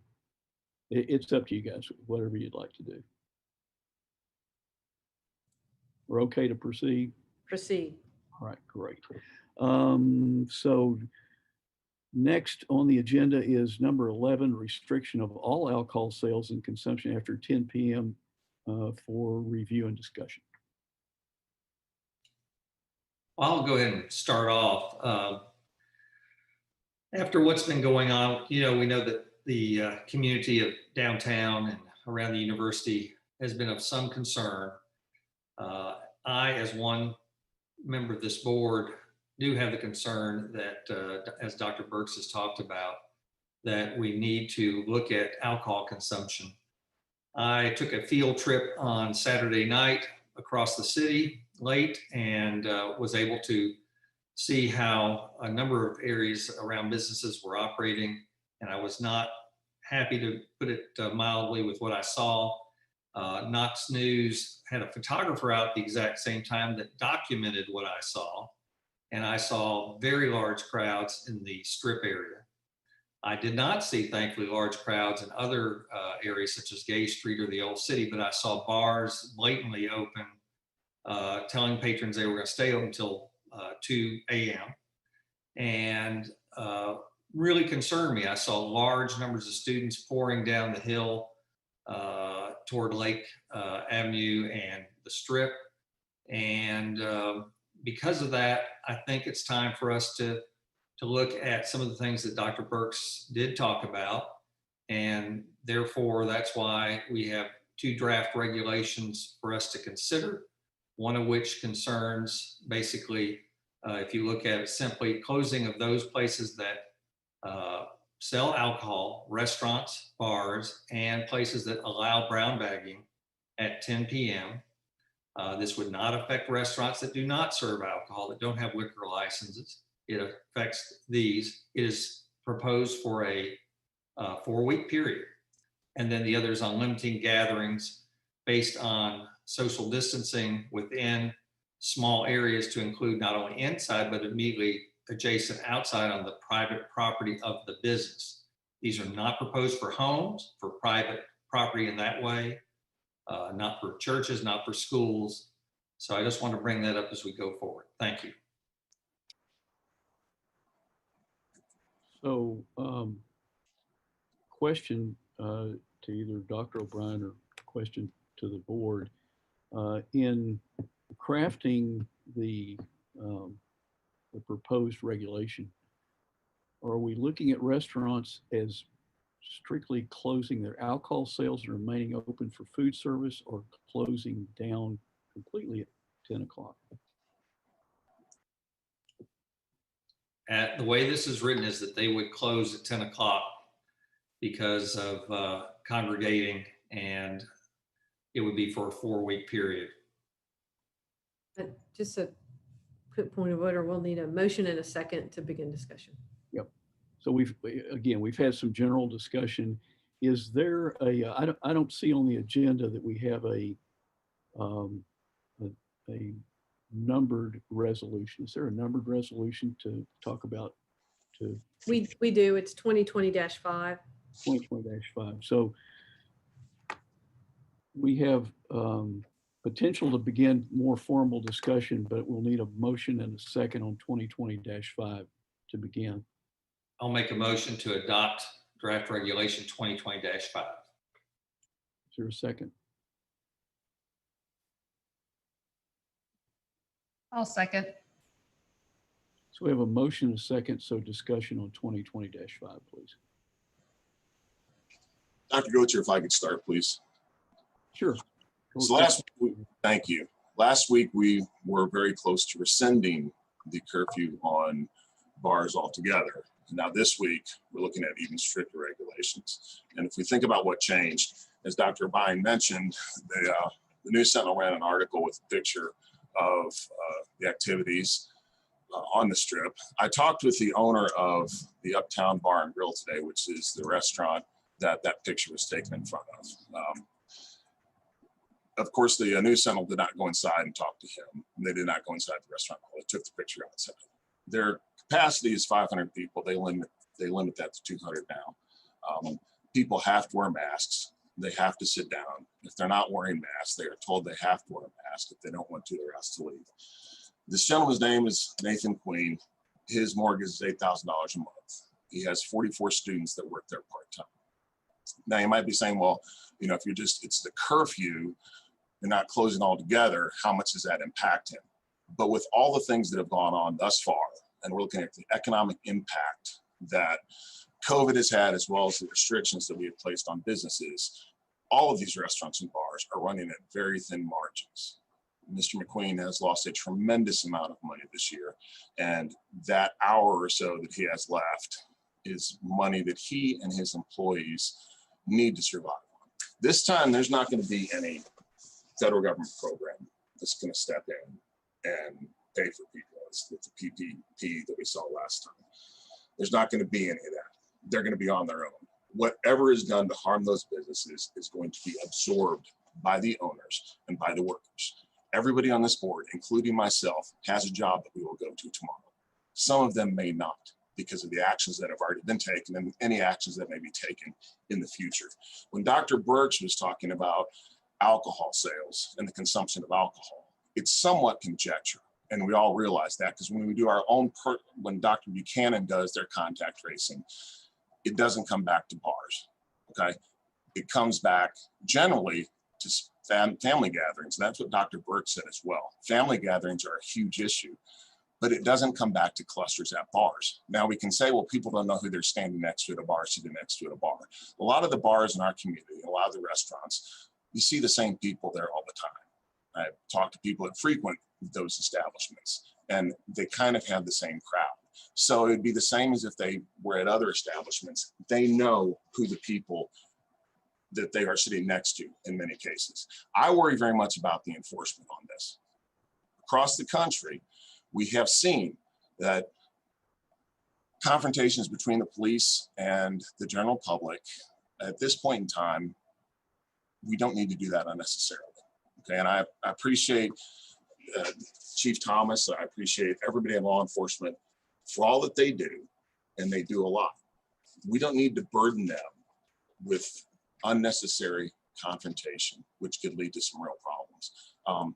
And then lastly, it's interesting, as of yesterday afternoon, Governor Beshear in Kentucky actually lifted their curfew or extended it to 11 p.m. on bars. Governor Beshear has been much more restrictive than we have been here in Tennessee. I don't think it was a scientific decision. I think it was a political decision. I think it was an economic decision. It was to allow people to go to the bars after a game. Same thing happened over in Nashville when Mayor Cooper has allowed people to stay another half an hour after football games. So how much of this are we basing on science? How much are we basing on we need to do something? Because if we're basing this on we need to do something, if we're basing it on people have to comply, that is not good public policy. I'd like to say something. One, thank you, Mayor Jacobs, for sharing your perspective. I'd like to say something and I'd like to ask something. We're all painfully aware that any restrictions on any business is going to impact people we know, our fellow citizens.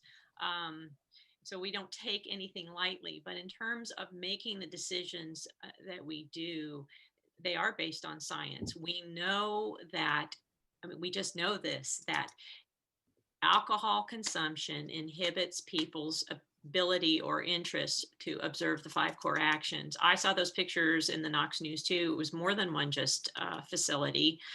And in terms of unfairly burdening our law enforcement with enforcement, I would actually like to ask Mayor Kincannon and Chief of Police their perspective about the issues that you're bringing up. I am a little concerned to automatically link enforcing these regulations with riots, which I felt like that's kind of what you were implying. Perhaps I'm mistaken, but I'd like to hear actually from Mayor Kincannon too about her perspective of the impact that trying to mitigate the opportunity for this virus to spread, and also the economic impact, especially in this area, of course, close to campus. Thank you, Dr. Hurt. I wanted to, can you all hear me okay? Yes. I had the opportunity to speak to the president of the Cumberland Avenue Merchants Association today. They're a great group of merchants who are very community minded and very active in our economy. And the president of this association recognizes the conundrum they're in. And our conversation, our conclusion, and his conclusion, that message that he wanted me to convey is that they depend heavily on UT being open for all their business. And UT patronizes UT students, faculty, and staff, keep the restaurants going, keep the stores going, help all of the businesses on on Cumberland Avenue stay in business. And those are the economic things. So their take was that it's better to have some restrictions and be able to stay open, even if for the sake of public health, because the alternative is not that we just go back to 2019. The alternative is that a lot of people get sick. There have been students hospitalized, is what I've heard, and that science has shown, and you all know because you're public health specialists, you're medical professionals, that alcohol inhibits people's ability to exercise good judgment. And good judgment is what we need people to be exercising to follow those 5 core actions. So, so I think listening to the merchants as a whole is really important, and it's in the economic best interest and the public health best interest of the city to mitigate the coronavirus. Right now, the uptick in cases seems to be primarily among those 19, 20-year-olds, college students and whatnot. But as they interact in the community, and Dr. Burks mentioned this several times, they're shopping in Knoxville. They're going out and about and you know, in our community, living their lives, and that's good. We love having University of Tennessee in Knoxville. It's why many of us are here and part of this community. And we love the Vols and we love rooting for our sports teams. But we also need to know that as students get it, they may not be affected so much, but the people of Knoxville may be more at risk. There's more people, we're older than college students.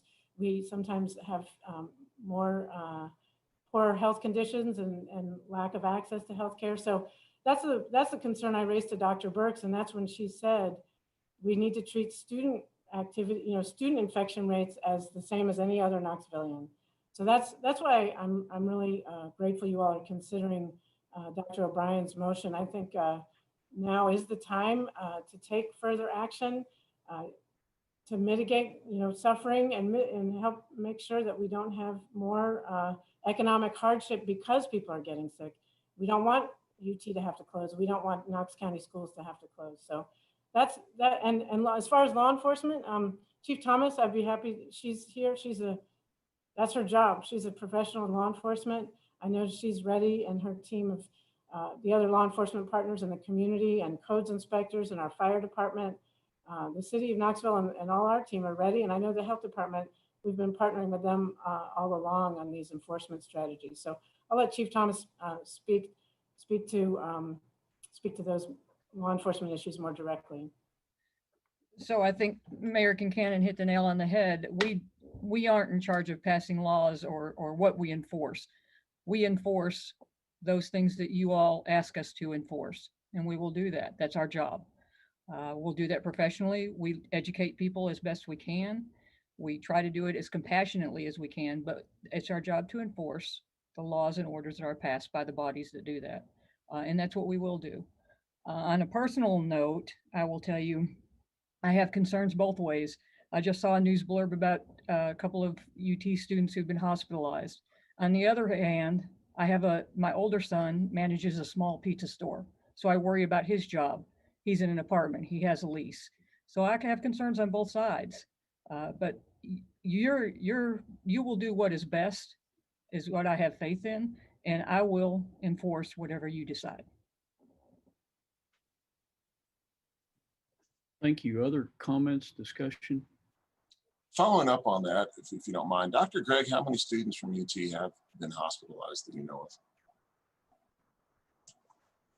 You're muted, sir. We're only, at this time, we're only aware of 2 that have been admitted to the hospital. But again, we don't have access to that information unless a student chooses to make us aware. Same for our faculty and staff as well. Sure. And I guess my question for the rest of the board would be, it's an a priori statement that we know, and we do, that alcohol causes lapses in judgment and causes people to exercise bad judgment. But statistically, where is the evidence that when we look across the board, that this action in other places has helped? Because I keep hearing, we know that, we know that, we know that. I have not seen any data. So just real quickly, there was a study that came out of the CDC on Friday in their MMWR that they actually looked at close contacts of adults that had been diagnosed with COVID, and they found that people that were actually positive were twice as likely to have either dined inside a dining establishment or gone somewhere to drink inside an establishment, as opposed to those that were negative. I've only looked at the abstract. It just came out a few days ago. But there is some evidence that's actually starting to support that when you're in these closed environments, whether it's dining or dining and drinking, that does put you at higher risk, especially if you're in an indoor setting.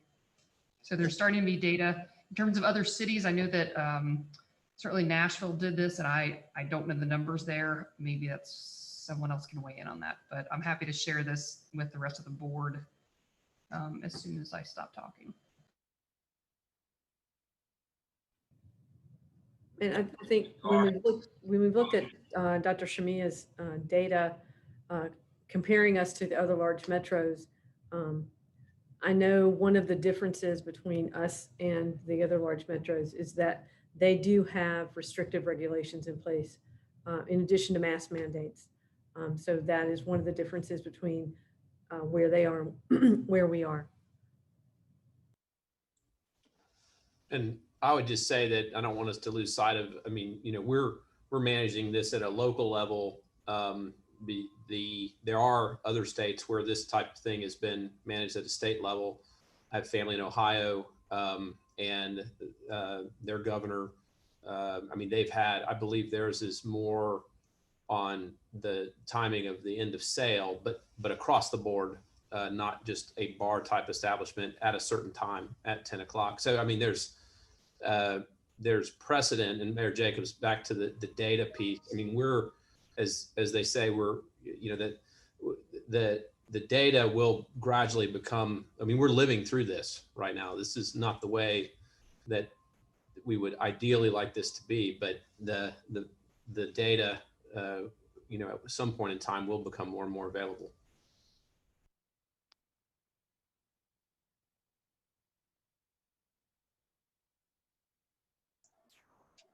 Just one thing to say in the whereas of this proposed regulation, the MWR information is there, as that is a way to look at this, that their CDC is finding this is more of a problem, and we want to head things off, and we want to do it for a defined period of time. This proposal is for 28 days. So that would mean if it works and our numbers go down, by the second home game, we could potentially have this over with. So we need to, it's one of those things of taking our medicine now or taking it later, I feel, as we are living through this. It's tough to know, but that's our way forward, I think. Is there any appetite above the board to move the curfew back to 11 or to midnight? So if there's no other discussion, I have a point I'd like to make. And what I'm proposing is not a resolution, it's not an amendment, but a question. So I think if everyone kind of agrees common sense wise that what we saw in the newspapers and what Dr. O'Brien experienced firsthand by looking was, number one, outrageous, number two, very dangerous. My question would be, in the simplest way possible and in the least obtrusive for good business owners, how do we solve that problem? How do we solve what we saw? Because that's the problem. Thoughts? I would like to again direct us, as I did several weeks ago, to the White House Task Force recommendation. I guess that was in, I want to say, the first week of July, when Tennessee was in the yellow zone, and we began considering the effect of keeping establishments, basically sales of alcohol, available, that the impact that might have, also as we were anticipating the schools eventually opening. And so there's a new White House Task Force report that Dr. Birx provided to the city and to us. And perhaps Mayor Kincannon, you can highlight some of the things that Birx shared with us, because we're no longer in the yellow zone, folks. We're in the red zone.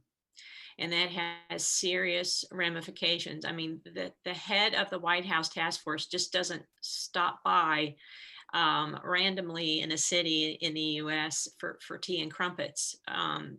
This has got the attention of people who look at the big picture nationally to keep all citizens safe and to keep our healthcare system open and running, and being able to function and offer services to all of our fellow citizens, not just people who have COVID. So I'd like Mayor Kincannon, if you can, just to kind of review the highlights in Dr. Birx's report about Tennessee specifically, and in Knoxville, if you will. Thank you. You all actually all have a copy of the latest White House report, which is more recent than the one Dr. Birx provided. It's from 9/13, We sent that out to you earlier today, I believe. Thanks, Dr. Buchanan, your team was kind enough to share that report with me as well. I'll just note, as you guys I know get a lot of emails and may not have had a chance to look at it real closely, but on page 3 of the document you received today, it says Knox County is in the red zone, not the yellow, the red. So I mean, this is coming from the White House and coming from the state of Tennessee. This is not conjecture. This is not people calling the sky is falling. This is based on the data that we've experienced here in Tennessee. And Dr. Buchanan and Dr. Shamia and Mayor Jacobs and I were all at this meeting with Dr. Burks, and she did speak really explicitly about the role of alcohol consumption, and that other cities were able to reduce their infection rates, to get their transmission, the RH factor, the rho, whatever, you all are the medical professionals, to get it, ours is above 1. And 1 doesn't sound like much, but above 1 means it's spreading rapidly throughout the community. And she said that in other communities, they closed the bars, but I think that she also said that restricting the consumption and sales of alcohol after 10 p.m. worked pretty well too. And that's why I think Dr. O'Brien's motion and proposed regulation is a good balance between the need to stop this virus, to start containing it and prevent more people from getting it, particularly our more vulnerable populations, and also recognize that we need to be able to live with this pandemic and keep our economy running and keep UT open at the same time. So this isn't a closure; it's a balance, and we're learning more. And I think this is a reasonable approach. Mr. Sanders, as a guest on this board, Dr. Hurd asked a specific question of Mayor Concanon. Should she be opining on her opinion on this regulation? I believe that it's up to the board, really, Mr. Mayor.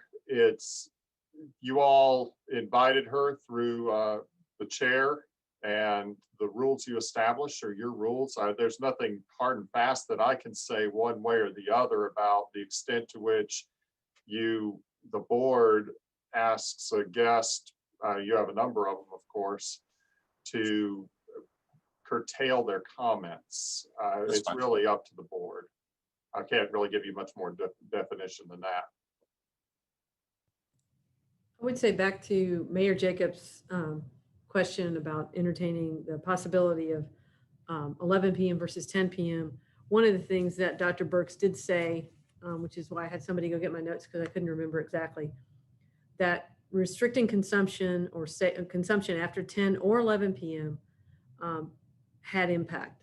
And so just as people consider that I don't know if you're putting that forward, Mayor Jacobs, as a friendly amendment to this resolution. And so I'm just making note of that. Dr. Goetcher, I had a follow-up question for law enforcement. Just as far as I know the specifics we may not need to know as a public health board, but just in general, what does enforcement, what do you think it looks like? I mean, I do want to be attentive to that. And so what would be the overarching strategy for that? And I guess I probably take that direction from you. I mean, whether it's, citations, arrests, is it, it's whatever you all decide, enforcement, whatever that needs to be, then we'll get together and find out, can we enforce that? For example, the current order, we can't define what a bar is. So it was hard for us to enforce. So we did other creative things. We tried to educate. We tried to take down names to give to the beer board, things that we could do within the means we had. So if we have concrete, a certain time, and we don't have to come up with a definition of what a bar is, we can write a citation. But we can also, we can educate. I would like to, my goal would be to meet with my colleagues tomorrow and then put out some kind of a PSA or a letter to all of our establishments that this is what's going to happen starting this weekend. So everybody's aware. I don't know that everybody watches your meeting, but we need to get that information out. It's a shame, but we need to get that information out, I think, and then we need to follow up with enforcement and do what we say we're going to do. That's what's been hard, is for us to go in establishments and not be able to do what we want to be able to do, or something concrete to stand on. Does that answer your question, or is that? Very much so. Thank you. And Chief, I'll and you and I can talk offline, but together, we certainly can help get that out, since we do regulate many of these establishments. Great, thank you. So I have a question for Mayor Jacobs, I think in particular, and because I'm just not aware of the details here. How late do restaurants typically stay open on the Strip, or anywhere in town? Do most restaurants close at 10 or 11 or 12? Or I know that when I finished a late case at UT Hospital, I was able to go over in the Strip at 4 a.m. and get a sandwich. So some of those places are open all night. But what's the general time that they close? And is it that an 11 o'clock overall closure of both bars and restaurants would work? What's your thoughts? Many close at 10, but on weekends, a lot of them close at 11. And my major concern here is that you're capturing those establishments, not just the bars, which are targeting, but the rest of the restaurants that might serve beer, wine, alcohol, whatever, throughout the entire county, not just on the Strip. So that's my major concern. And also, Dr. Burks came here as part of a tour of all the Southeast Conference schools. So it wasn't specifically coming to the University of Tennessee, singling us out. She's been to Oxford, she's been to Lexington, she's been all over the place. So that was what that meeting was about. But per your question, an 11 o'clock closure would help many of the restaurants, because then you wouldn't be closing, they wouldn't be collateral damage, for lack of a better term, in this regulation.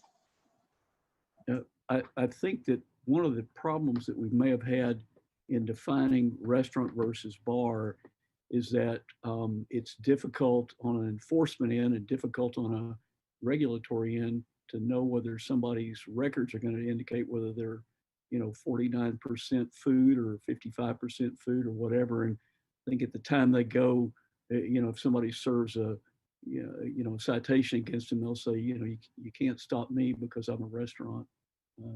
55% of my income is from food. It's really difficult to figure that out. I mean, operationally, that's a pretty good definition, but from a practical standpoint, it's difficult at the point of enforcement, and it would really leave any enforcement difficult to do, I would think. Thoughts about that? Comments from everybody? I have a question. If it's the sale of all alcohol, does that include convenience stores and like the Pilot Station on Cumberland Avenue, or from selling alcohol? I think perhaps I can answer that question for you, Dr. Drake. The regulation which is in front of you concerns it's entities that sell alcohol for on-premises consumption. So unless Pilot's allowing people to pop up in a cold one while they're standing in there, the answer is no. And I think the risk comes with the gathering inside and socializing and consuming alcohol. That's where the risk for COVID occurs. And so having this limitation has proven effective in other communities in reducing COVID cases. So that we're kind of basing it on that. So specifically in restaurants and bars where you go there to eat and drink. One thing I'd like to say, based on what I saw last weekend, that made me change from an education only thought to a enforcement line of thought. I think we're at that point. I don't see that people should be arrested, but a few citations of either a business or of individuals may be in order to make sure that we could change this. I want this to be as brief as possible. And so that's why this is being proposed with a time limit on it. And both of these proposals that are be coming up are one way for us to kind of deal with this upswing now instead of later when numbers could get a lot worse. And just speaking personally, I've had somebody I know pass away from COVID locally in the last week. So it is out there. It does affect people. And we do need to be watchful and we need to be proactive. Yeah, I would like to tag on to that.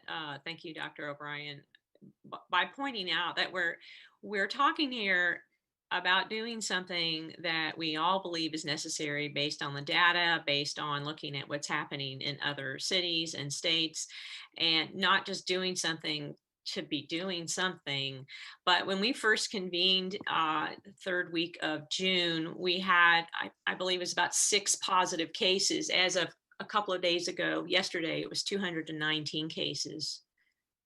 We had 14 hospitalizations when we first met. And our intention when we first met was, yes, let's see what we can do to encourage people to do the right thing. Let's pass a regulation that's really focused on education, not punitive. But clearly it's not working because now we have, over 100 people in the hospital. When we first initiated the mask mandate, we had 9 people on ventilators, which are breathing machines for those of you who aren't in the medical field and happen to be listening. People cannot live unless they're on this breathing machine, and they're very expensive machines. We don't have gobs of extra ones, but we had 9 when we began, and we have about 22 dozen people in hospital on vents right now. So clearly our intention, of course, would be educational, supportive, encouraging people to do the right thing, but that hasn't worked enough. And so that's why we're having this discussion, not just to be doing something just because, but because the data in front of us locally indicates, as well as the advice we're getting on a national level, indicates that we need to do something to preserve our healthcare system, the people who work in the system, as well as keep people out of the hospital and healthy.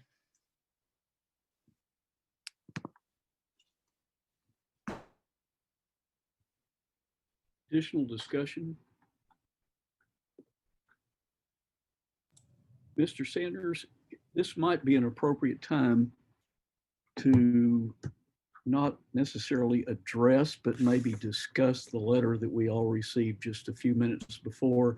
I've been sort of glancing at my phone and looking at it, and there were questions about the law, the regulation being proposed at 10 o'clock, and I think that's open right now, whether we go 10 or 11, maybe not.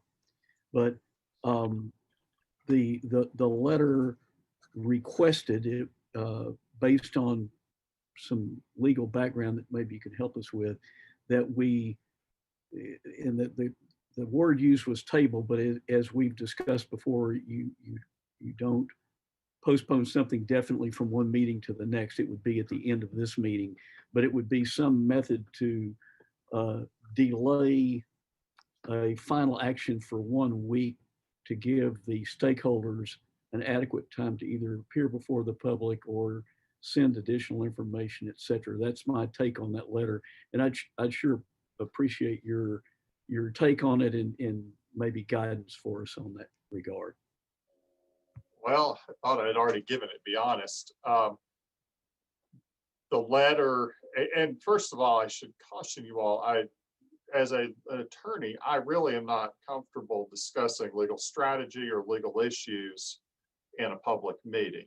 If the board asks me to, I will, because the attorney-client privilege belongs to you, not me. But having said that, I would prefer to keep most of my strategies to myself. Overall, what the letter does is says that it feels you're violating the letter and spirit of the Open Meetings Act. I can tell you, I don't agree with that. I think you noticed the meeting properly and you noticed what was on the agenda properly.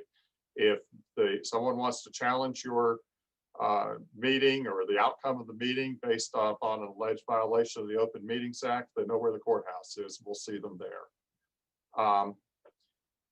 Otherwise, they're essentially attacking the substance of the bases for the potential findings of this group. That is, they're attacking the science behind that.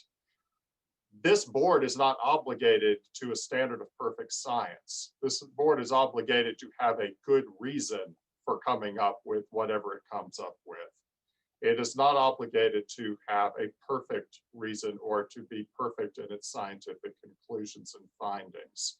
So I think any action the board takes is legally defensible. I will tell you if I think you're about to take an action that I don't think is legally defensible. Whether you choose to give the restaurateurs the opportunity to come before you is entirely your decision. That's immaterial to me. So I tell you that I will defend in court an action that you take. And I am not overly concerned with what I've seen in that letter, although I acknowledge that those entities can amass a great deal of money for legal fees, and they will have a top flight attorney. Does that answer enough of your questions? I believe so. So as we continue these discussions, we have, I think, at least informally brought up an idea of 11 p.m. versus 10 p.m. I don't know whether there was any motion that has been made or an amendment that's been made. And maybe Dr. Brian O'Brien, that you could discuss whether or not that you would agree with an 11 p.m. or as opposed to a 10 p.m. Time limit, given the fact that Dr. Burks had said either 10 or 11 would probably work.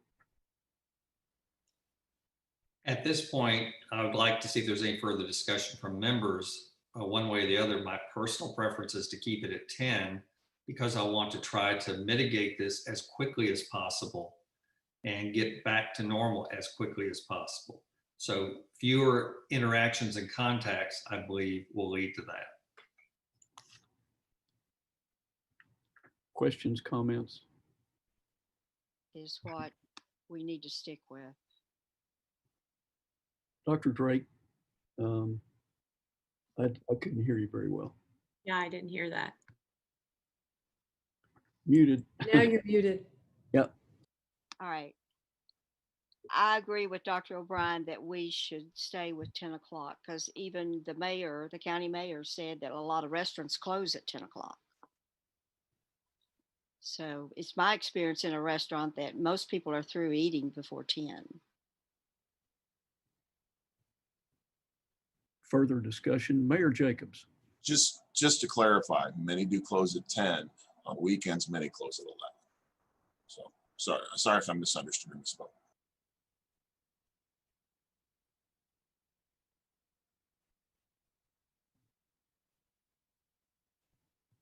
Other discussion? What I have to say has nothing to do with the time cutoff. So if there are any other comments on 10 versus 11 p.m., we should have those first. And then I have a couple of just clarifying comments. So I do have one comment about 10 versus 11. You know, what Dr. Buchanan mentioned about Dr. Burks, I heard that too. She said 10 or 11. I think more it's what, you know, we're in this strained situation. I mean, there's tension. And so Mayor Jacobs, as a physician, as a scientist, you know, I agree with Dr. O'Brien as far as the 10 o'clock from a public health standpoint, if this is going to accomplish what it's intended to, makes more sense. I guess my question to you is simply, do you feel that I'll call it a compromise to 11 o'clock for the reasons that you've mentioned? And, you know, it could be, you know, I suppose that the time could even be, you know, could even change depending on the day of the week. But let's say it's just 11 across the board.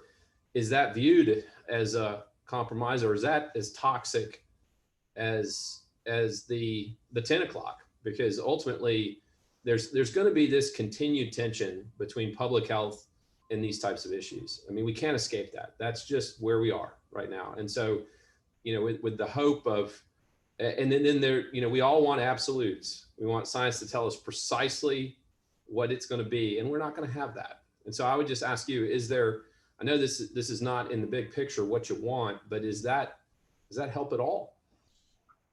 And you're exactly right, Dr. Schmier. There's always going to be that tension. So I can't say that it's going to be less toxic, but from an economic standpoint, that financial standpoint, for restaurants that, you know, that are restaurants, and we all know them as restaurants, but they might have a bar in them, and they might serve beer or wine, and they might have, you know, mixed drinks at the bar. For those that close at 11, this would probably help them tremendously. You know, so, and again, I'm not just looking at the Strip. This is the entirety of the county, and we have those all throughout the county. And we have to consider that too. And I know that's, you know, when we're looking from public health perspective, you know, and even a legal perspective, makes it difficult because, you know, we're trying to focus on one particular geographical part of the county. But we have to realize too that this would impact all these other restaurants as well. So is everybody going to be happy? No. Are they going to be happy with 11 o'clock and 10 o'clock? Yes, sir. And you're exactly right, though. I mean, I understand, and I think we all do. This is not a great situation for anyone. None of us want to be in it, and you know we are. So we're all doing the best we can. Further discussion? If there is none, I would like to offer an amendment to either be a friendly amendment per Dr. O'Brien or an amendment that we vote on to change that time limit from 10 to 11. At this point, I think I'm not going to accept that based again on the science. I know that's 28 more hours that could be available to businesses over the course of the term of this. But I think I would rather see what we might do as is at this point.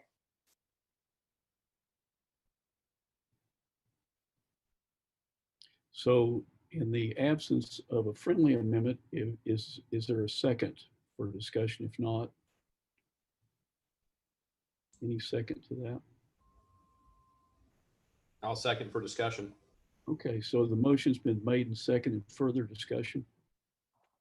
So just for clarity, the your amendment to change the closing time from 10 p.m. to 11 p.m. Yes, Dr. McKee. Strictly that. Everything else would remain the same. And just so I'm clear, this is for all establishments on-site consumption of alcohol. This would be for all establishments, and as I understand Dr. O'Brien's resolution, it would be for restaurants in general. Is that correct, Dr. O'Brien? Or if a restaurant does not serve alcohol at all, do they have to close at 11? They do not. It's for restaurants, bars, and other establishments that allow brown bagging will close at 10 by what we proposed, or 11 by what you might change it to. Okay. Otherwise, if you're going to a restaurant that stays open that does not serve alcohol, they can be open all night. Or is it possible that if the restaurant ceases serving alcohol at either 10 or 11, that their hours could be extended? They could close at midnight. That's really complicated. It's really. Oh, I mean, I'm not putting that as an amendment. That's a question to the author, to Dr. O'Brien. I agree with Dr. Buchanan. I think that would be difficult. I think having something that is even across the board, so that if we have law enforcement involved, they know if they're out there at 10 o'clock or at 11 o'clock, and it's after that time, everybody follows this. They are closed. So whatever their closing mechanism is, they may close the door, let somebody finish eating their meal, and then let them out, but nobody else gets served, nobody else comes in. It's cut and dried that way. If I can leap in here, apologize. The wording, if Dr. O'Brien wishes the wording to effectuate what he just stated, he needs to amend the wording somewhat. Right now, the way the wording of paragraph 4 of this resolution reads, the entities would have to stop serving food or drink, alcoholic or non-alcoholic beverages for on-premises consumption, or in the case of those businesses that we're calling brown bag establishments, stop permitting the on-premises consumption. But it says nothing about those entities closing. That is, they could stay open all night long under this regulation. They just can't serve anything to eat or drink. And I just want to make that clear because that may be a distinction you all are interested in. With then, Mr. Sanders, to make things clear, should we change the word at 10 p.m. to close? Can we do that simply? Most likely, I'd need to read it here. Yeah, I would say in Knox, in about the third line down, in Knox County shall, then scratch out, suspend offering food or drink, including both alcoholic and non-alcoholic beverages for on-premises consumption or preventing the on-premises consumption thereof of the same, and then substitute in there close at 10 p.m. daily. That would effectuate what you are trying to do, but that would also take an amendment to the proposed regulation at this point with a second. Of course, you as proposer could consider that a friendly amendment if you wanted to, but it substantially changes the regulation. I feel more comfortable with a formal motion and a second for that and a vote on that, because that's not a minor alteration. That really effectively changes this regulation. Don't we need to finish our discussion about 11 versus 10? You do. Do that. So we have a motion and a second for that. Is there any other discussion on 10 versus 11? I would like to flesh out the idea a little more of why 10. If we're talking about closing businesses, why not 11? Why not just extend it an extra hour? I mean, I totally agree. I've been proposing for several weeks, if we just make it equitable across the board, all alcohol, whatever type of establishment, all alcohol ceases, it makes law enforcement, enforcing it makes much easier. And we've heard from other businesses, bars, that say that would be more equitable in their perspective. But I want to be clear in my own mind, the advantage of 10 versus 11 p.m. I understand that's part of the original proposal, but I'd like to be clearer about what the distinct advantage is of 10 versus 11 p.m. I don't know that we can say for sure what the distinct advantage is, other than we set a time and we try to have less interaction with alcohol and gathering. Again, for the time period we're talking about, it's 28 hours. If this group feels that we should move to 11, that can be done. I was looking at it more scientifically, and just less interaction leads to less issue with passing on the disease. That is all. And I'm hoping, again, I don't know for the police department if it would be an issue saying this is the word closing versus they stop serving, if that would make it worse or better having one or the other. So could I ask Chief Thomas just to pipe in? Again, at point of order, I think we need to finish our discussion and vote on 11 versus 10. Okay. I'm sorry to keep doing that, but So we need to do that. thank you, Dr. Buchanan. Any other discussion on 10 versus 11? I'll just say fundamentally, this gets back to the compliance and enforcement piece. I mean, if 11 means close at 11 versus if 10 means that, maybe not closed, and if the police go by and do a citation, then close, then, so I guess I'm just having not seen the level of compliance and the effectiveness of the enforcement, that's kind of what those 28 hours, if it's just 28, and again, this is not, you know, there's only so much precision we can have here. But knowing that that still may be a little bit of a moving target, the more conservative may be better from a public health perspective. But the citation piece or whatever that is, I mean, you know, hopefully that piece will be effective ultimately for those that stay open. So I guess just a comment speaking to science on this, the science is just not that well hewn. It, from, you know, makes sense from a common sense standpoint. I mean, if you closed at 9 or you closed at 8, you would probably have less transmission of disease, but the economic impact would more than quadruple, I would imagine. I mean, I think you can put a finger on the economic impact pretty precisely, even between 10 and 11. So I would continue to speak in favor of 11 versus 10.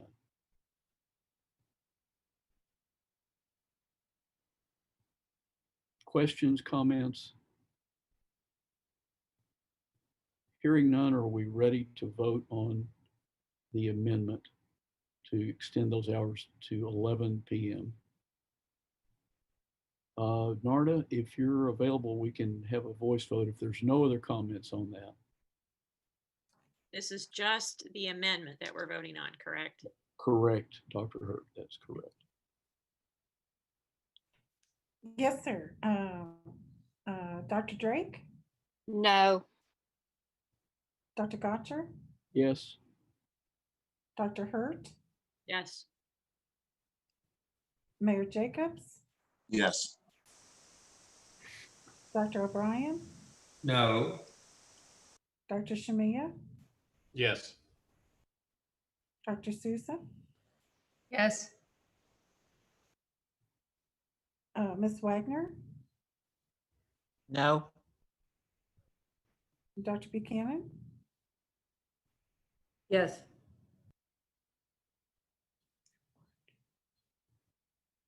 So in order, our totals are, 6 and 3. so the amendment passes, as I'm assuming, amendment passes. So we're looking now at the amended resolution at 11 o'clock, and discussions open on the amended resolution 2020-5. Comments? I know we've discussed this in general. Comments specifically about this regulation at this point. Could I ask the chief to comment on whether something that says closing is better than saying all sales cease, just from her perspective? Yes, sir. Thank you. I would agree that closing is much easier to enforce. It's much easier seen than just stopping selling and still remaining open. So we can definitely determine it's a very firm footing for us to stand on. So yes, sir.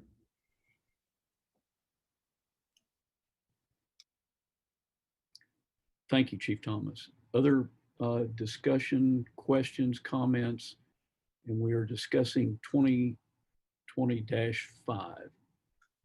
I'd like to then propose a friendly amendment that we change the wording as stated to closing instead of, and take the other wording that Mr. Sanders was noting of ceasing sales of alcohol and food out, to make it clear. So if we have that as a friendly amendment, Dr. O'Brien, I just need the agreement with your seconder. That would be Dr. Sousa. Thank you for the reminder. Yes, that's fine with me. Okay.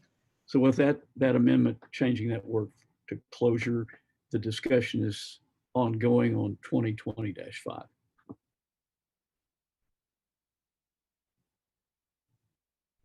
Questions, comments, discussion? Floor is open. Just a general question.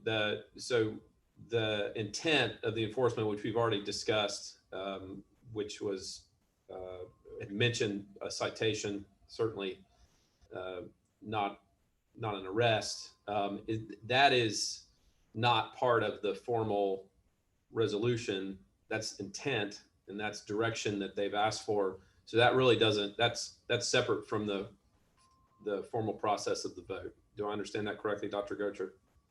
I believe you're right. Mr. Sanders, clarify that. Sure. Would. This board doesn't have enforcement power. This board doesn't have the authority to arrest or cite anyone. So all you can do is pass a regulation.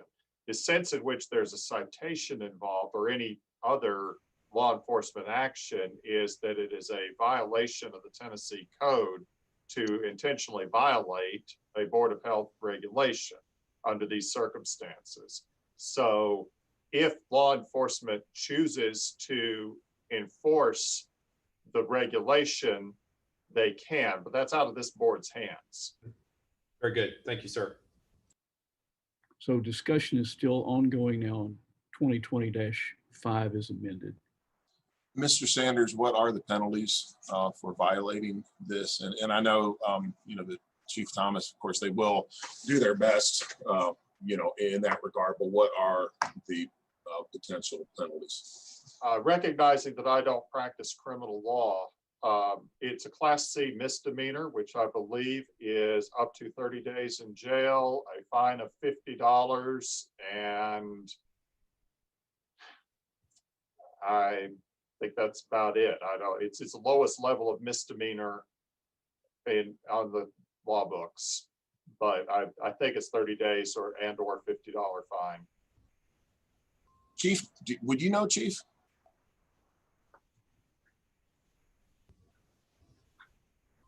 I'd hate to say specifically. Without I can ask my law director if he could give me some advice real quick and get back to you. That's fine. I was just curious. Thank you. Sorry to put you on the spot. Thanks. I would like to ask something. Dr. Hurt? Pose it for us to discuss. I mean, my understanding is that citations are a perfectly appropriate way of handling this kind of situation, rather than going to the worst case scenario of putting someone in jail for 30 days. I mean, we've talked repeatedly about that. That's not our goal. That's not our intention. Clearly, education alone isn't working. I'd like to share just a little anecdotal story of that. I had two of my doctoral students visiting, one from Chattanooga, one from Nashville, last week, and they went downtown to eat, and they were both really surprised at. I mean, they were wondering, like, where's law enforcement asking people to wear their masks? Many citizens and many patrons and many business owners were following the mandate. They were wearing their masks, but there were enough people who weren't. And so they each come, especially the student from Nashville. She said she shared that it's just a given, and it's not really a cause of great social unrest to have police officers, patrolling a public area and issuing the occasional citation with some friendly encouragement and education for people who aren't following the mandatory mask regulation there. So I would like for us to keep in mind that it doesn't have to be an all or nothing. It doesn't have to be we don't have to imagine the worst case scenario when we talk about not us enforcing the regulation, but indeed our law enforcement agency issuing citations. I think there's plenty of precedent to show that that's really not unreasonable, and in fact is acceptable to most people without having to raise the alarm bell about great social unrest. Just an observation that a couple people from other cities shared with me. Thank you, Dr. Hurt. Comments, discussion? Just one more education point for me. So what about the repeat infraction? Is there anything different in that? Or is that just handled the same way? I'm not sure if that's questions directed to me. And again, I'd want to defer to an expert in criminal law, but there's no enhanced penalty under the statute for multiple offenses. I suppose that where you get any more more aggressive action would be from prosecutors and a judge if it ever got to that level. A judge could usually much less happy to see a criminal defendant for the fourth time on the same offense as they are the first time. Understood. Thank you. I guess my comment would be to I guess first restate that any of our regulations necessarily have to carry a Class C misdemeanor qualification. It's just part of the regulation. And the second comment would be, I don't think that one citation has been issued for the mask mandate, but education mask delivery has been done. And I would hope, although this would be up to law enforcement and be up to the goodwill of the folks in the restaurant industry, that if they were in violation, that they could be educated that this is, against what the regulation is, and favorably respond. That would be my hope, at least the first time, that education, just like for masks, would play the first line of discussion. But that would be up to our law enforcement, both in the city and in the county. Any comments on that? Is that a reasonable approach? I mean, it's what we did for masks. Not to speak for Chief Thomas, but I think that she and Dr. Buchanan will both say, the first thing is not to, send someone to jail. The first thing is to educate, talk with them, and then progressively take more aggressive action as needed. But I do believe that both KPD and the health department do try to do their best with the least invasive actions that they can. That would certainly be our intent. The way the laws are crafted, there has to be a misdemeanor penalty on that. So I would be hopeful that the folks in the restaurant industry would understand our plight and the community's plight and be cooperative and be able to be educated in this manner, but to be determined, I guess. Other discussion questions about 2020-5? So just to be clear, so are we not saying what we've always been saying is that we really are hoping for and banking on the goodwill of our fellow citizens' cooperation, but if not, then we're asking for whatever regulations that are in place or will be in place to be enforced. So Dr. Hurt, I think that the way any of these regulations are crafted, they always carry that misdemeanor penalty. And so that's always there, no matter how innocuous the regulation might appear to be. I mean, it's just the way it's crafted, they have to be crafted like that, as we've discussed. So I think doing the least harm and the most education is certainly the way to start. And then you just have to take it from there. And I would leave that to our city, county officials and law enforcement. I think that would be out of our hands.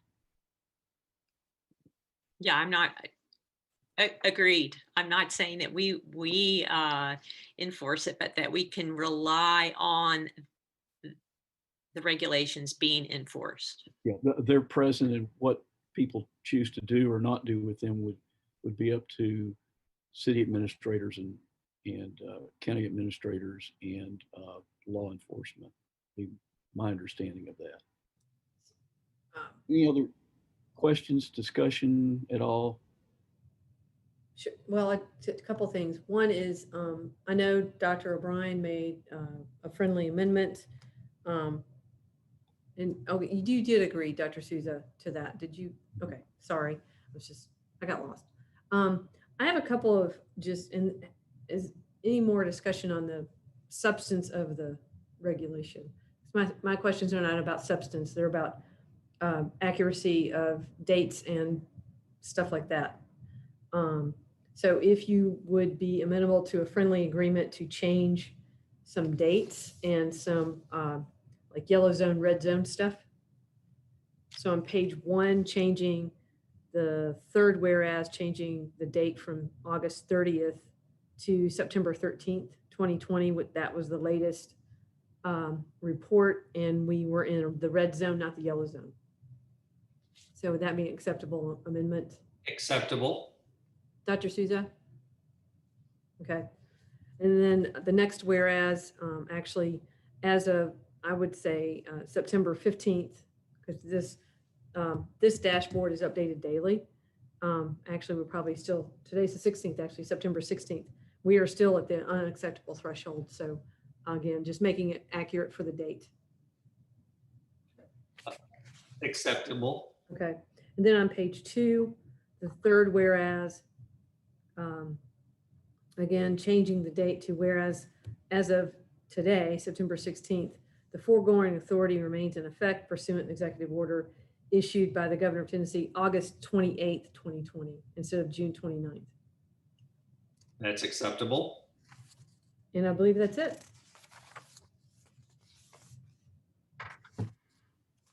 So if that's acceptable both to Dr. O'Brien and Dr. Sousa, we will have that as amended 2020-5. Any other discussion on the substance of the amended resolution? And if there is none, I think we're ready to vote. Any discussion before we decide to vote? Okay, Narda, if you'll run through the roll call for us, please. Certainly. Dr. Drake, Yes. Dr. Gotchard, Yes.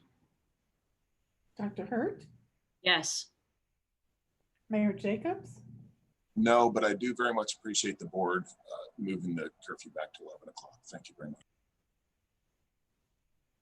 Dr. O'Brien, Yes. Dr. Shemaya, Yes. Dr. Sousa, Yes. Ms. Wagner, Yes. and Dr. Buchanan. Dr. Buchanan, Apologize, I was muted. Yes. okay.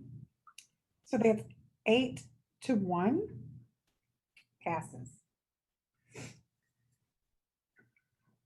Thank you. We have passed 2020-5. Item 12 is a draft regulation regarding curfew on alcohol sales. Any discussion on that draft regulation? That was 2020-5. Okay, so we can go to 13 then. That's a draft resolution about limiting gatherings, which has been revised. Any discussion on item 13 on the agenda? I move that we accept that resolution so we can have discussion. I second it. So the draft resolution, which would be 2020-6, is that correct, Mr. Sanders? Yes, that's right. And that's how it's captioned. Okay. So discussion is open on limiting gatherings, resolution 2020-6. We have a motion and a second, so we're open for discussion. So just to clarify, the agenda item says resolution, but then this says regulation. So is this a resolution or a regulation? Authors, It's supposed to be regulation. I'm not sure how that ended up on the agenda listed that way. Okay, just trying to clarify. Okay. And then when I look at page 3 of 5, number 4, I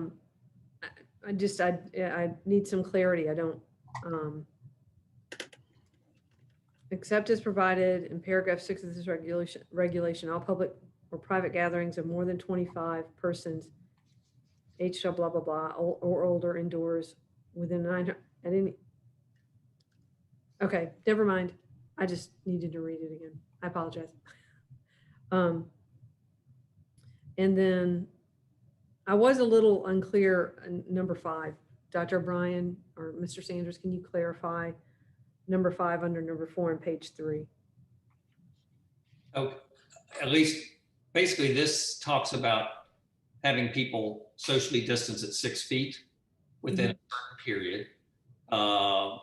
And it also talks about where we have entrance or areas around restaurants, bars, and other establishments where people might congregate. And I'll be honest, that came about with what I saw on the private property of at least 2 of the establishments I saw last Saturday night, where there were large numbers of people, not in a public sidewalk, not out on the street. They were on the property and they were packed in there trying to get into the establishment. And then there were also large numbers of people, at least one of those on a adjacent outdoor area. So that's what that's talking about in that regard. I hope that answers it. It does, thank you.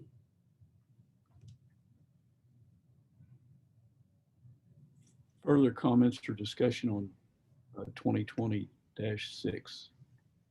I do want to say one thing. This does not apply to private homes. Some people thought it did, or residences, places of worship, as we said here, nursing homes, etc. Also governmental facilities. So it's specific, and taking that off the table, we're looking mainly for establishments, and we're trying to make sure that the numbers are such in regard to people getting in, people getting out, people out on outside patios and inside, that they're not packed in there. And this is to give, again, law enforcement something to work with. If they go down and see a huge number of people on the strip on private property outside a door, that they can tell them to break it up and or get cited if needed. Hopefully just break it up. That's what we'd rather see happen. Another question I had after you just said that, Dr. O'Brien, is, and Mr. Sanders, I'm not sure if you know, I believe the governor has also said some specific things about what we can and can't say about funerals and weddings. And so my question is there a need to exclude those? I'm sorry, I didn't even think about that until right now, or I would have found that executive order to be able to talk about that. I would think anything like that is a friendly amendment if that's required of us. Hold on one second, I may actually have it, so hold on. Dr. Buchanan, you're right. That is in Executive Order 38, and one could certainly amend the exceptions under paragraph 6 of the proposed regulation to include weddings or funerals. Yes, I think that would be appropriate, as we're limited in our ability to regulate those by the executive orders.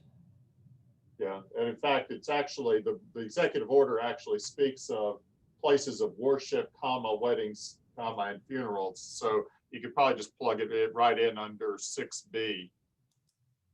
Places of worship, weddings, and funerals. Okay. I would accept that as friendly amendment and ask that we do so. Dr. Drake, are you okay with that friendly amendment? I am. I second that. Okay, thank you. Oh, I have a question to Dr. O'Brien on point number 4, page 3 out of 5. When you mention all public and private gatherings, except for people of the same household. And I was just wondering whether this is better for all public gatherings. Private gatherings might be, 2 related families, as an example. I mean, functionally almost like one family. The private part might be, controversial or more worrisome. Go over your logic for private, please. A private gathering may be let's say a party in a business. So that we're talking about that. Again, we're not talking about private dwellings. These would be more related to a business. So a private gathering, a public gathering, it's some open to the public. A business getting together, there are people after work and having 50 people come to a small area. That's more what this is considered for. Right, and I would add to that, Dr. Gocher, when we look at the data, we certainly have case after case of people going to an invitation-only event of, however many people are there. And we certainly have cases come from those events. They're not necessarily funerals, they're not weddings, they're showers and parties and other things that people have that may not be in a private home. Where we end up having cases from those events. So again, limiting the number of people that are potentially exposed is kind of the goal.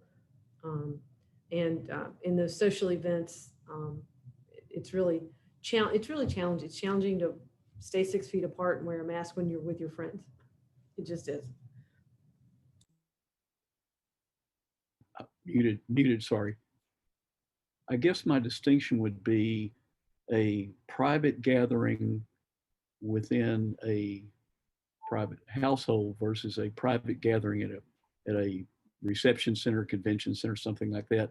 Dr. O'Brien, is that second option where you're having a private gathering at a public center, is that what you're aiming at? Yes, the exclusion in 6C says that private dwelling places or residences are not included.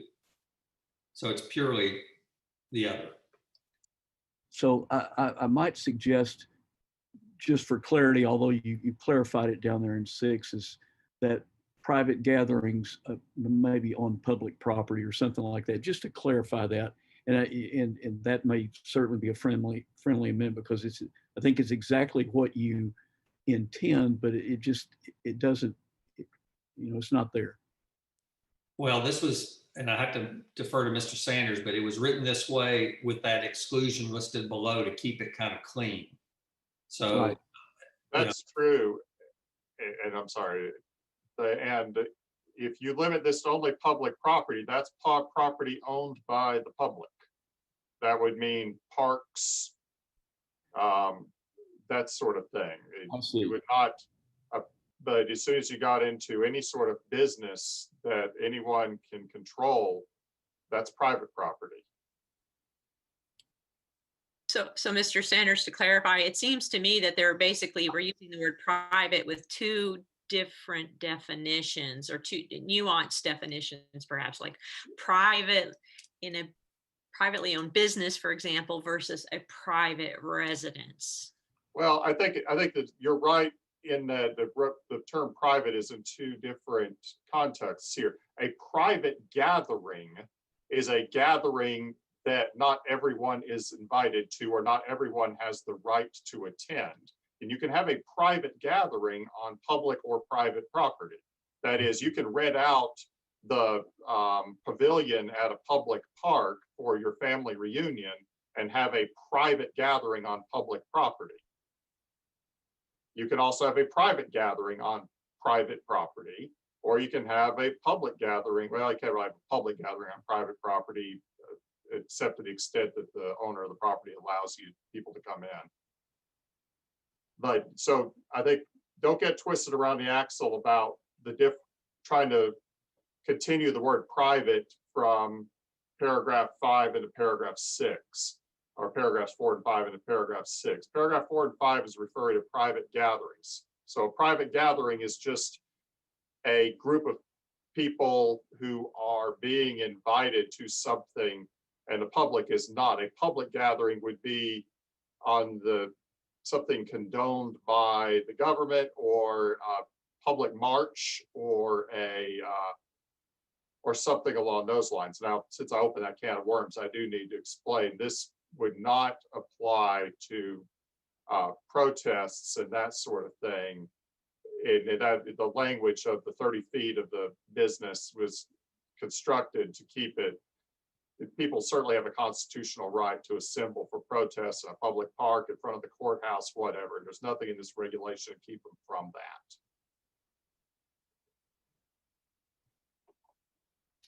And I want to reiterate that the 30 feet was anticipated to be on the private property of, let's say, a business, versus sidewalks, rights of way, or streets.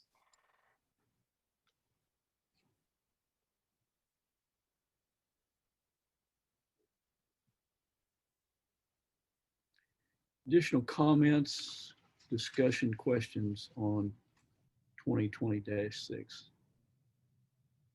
Again, my comments are not on the substance, but again, there's some dates that need to be updated. On page 1, the second whereas should read September 13th.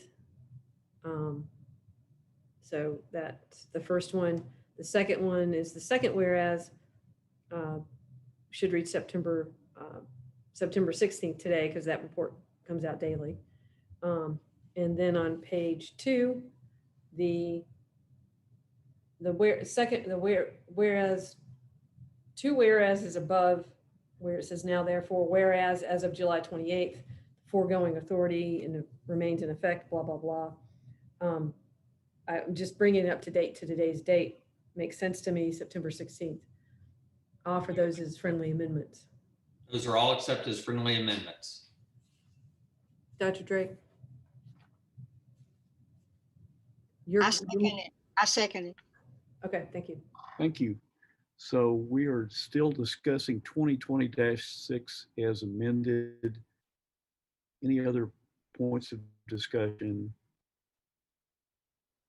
Now, one thing to tell people, this is set up as a short term that would need to be looked at on a regular basis. Now, we can leave the date in right now, which is rolling at 2 weeks, or it can be made into 28 days. I did this one shorter, so we would have to look at it and determine if we want to keep going. So I just want to let everybody know that. So to clarify, Dr. O'Brien, the one we are discussing for vote is going to sunset in 2 weeks. That is correct. I believe it's on, I don't have it right up here, I think October 1st. Yep. We would have to vote it back in in 2 weeks. That's clear. Any other discussion, comments, questions? Hearing none, since we're ready to vote, last call for any discussion on 2020-6. If not, Narda, if you will go down the roll for us, please. Yes, sir. Dr. Drake, Yes. Dr. Gotcher, Yes. Dr. Hurt, Yes. Mayor Jacobs, No. Dr. O'Brien, Yes. Dr. Shania, Yes. Dr. Sousa, Yes. Ms. Wagner, Yes. and Dr. Buchanan. Yes. Okay, 8-1, it passes. So you have passed 2020-6, and that was item agenda number 13. So we're going on to 14, and that's a review and discussion of the Tennessee Pledge and Executive Order number 38. Dr. Buchanan, do you have information, or would you want to lead that discussion for us, please? This is Dr. Shamia's item. Oh, Dr. Shami, I'm sorry. Yeah, no problem. So I don't know, would it be possible, I could try to take over, but would it be possible to project the PDF of Executive Order 38 for the beginning part of this discussion? We're working on it. Okay, so I'll start. So essentially, just in further study of both this executive order and the Tennessee Pledge, in specific reference to paragraph 11, the question really was, what is already in place? I think there's this perception that everything out there is simply a recommendation, but in review of this and study of this, this seemed to be more specific. And in several meetings ago, actually one of our first meetings, I think we had said that we were going to default to the Tennessee Pledge where there was not other specific guidance. And for that matter, this is an executive order. Now, not to get in the weeds, but as I understand it, paragraph 11, it's a combination of executive order 55 and 59 continued this. And so this is still in place. And I'll summarize and then just also ask Mr. Sanders, as I did discuss this with him, but it just says, and we discussed this before on paragraph 11, bars, nightclubs, and limited service restaurants may only serve customers seated at tables, and then must follow the Economic Recovery Group guidelines, which are specifically Tennessee Pledge for restaurants in doing so, including appropriately spaced apart tables, which are set forth in the following web address. And this language, and I'll ask Mr. Sanders, is that it seemed pretty clear to me, may only serve customers seated at tables. And we've had this conversation about standing before. Now, granted, we're now talking about things happening before 11 p.m. But I really pose the question to Mr. Sanders is that is this really optional, or is this also something that could potentially, as it's written right now, without us taking any other action, be a citation type event? And so that was really the point of this conversation, is that if inside, and granted, this is from a monitoring standpoint may be more difficult, and that I need that feedback because this is inside sometimes and not outside. But the idea of just the whole point of socially distancing at a table versus a lot of people bunching in a group. Now, this does get us back to what is a bar and all that. But Mr. Sanders, could you kind of elaborate on your legal interpretation of paragraph 11?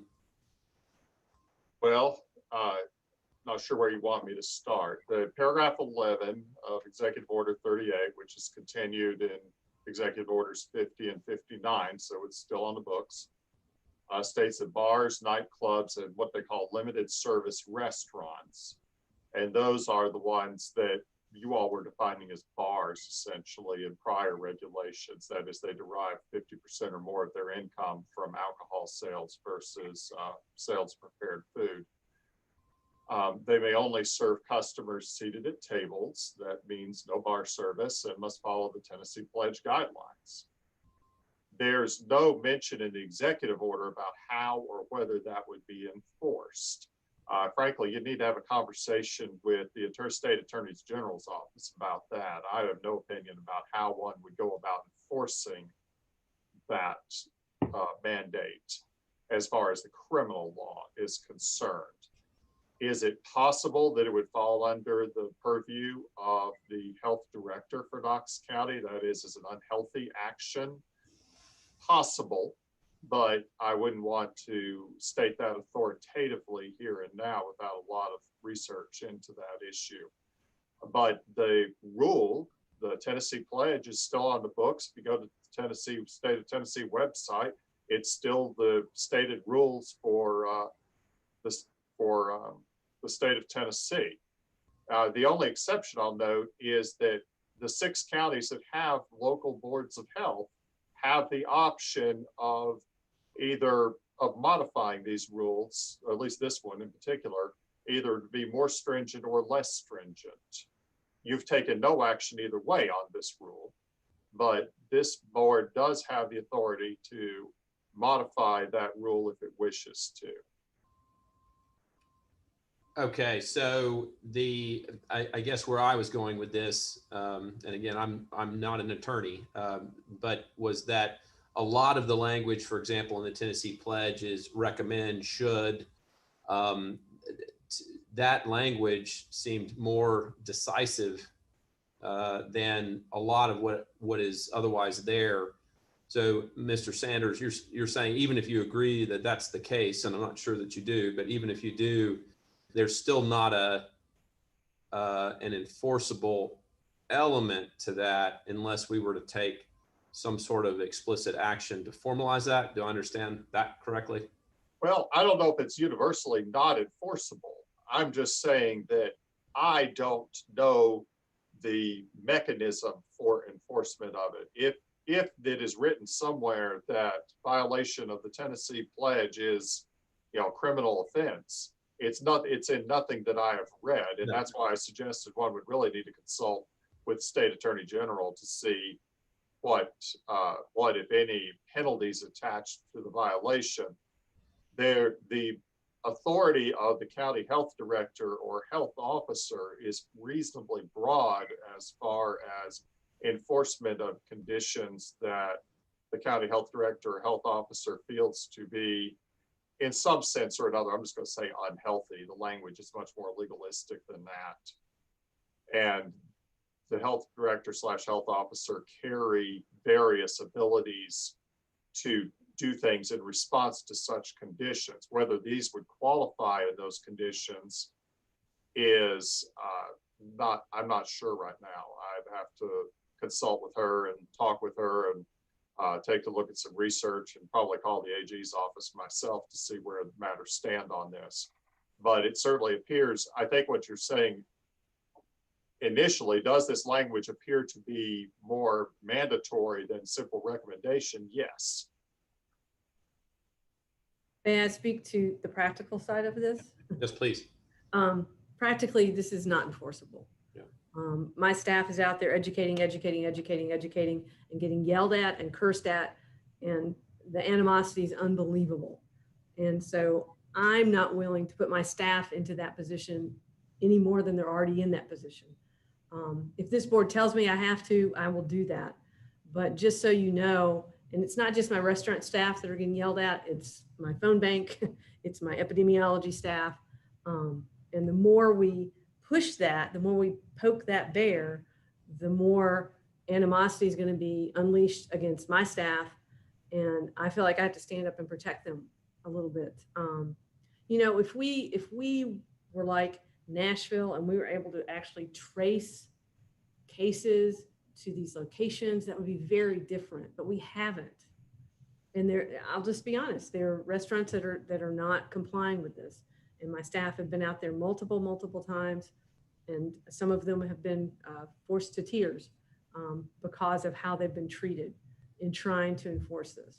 And so it's just one of those things that, you know, you have to choose your battles. And right now we really have to choose our battles, to be quite frank. Understood. And so, Dr. Gocher, I think given that, and it sounds like there's not enough there to, for example, use the approach that we've discussed earlier in this meeting.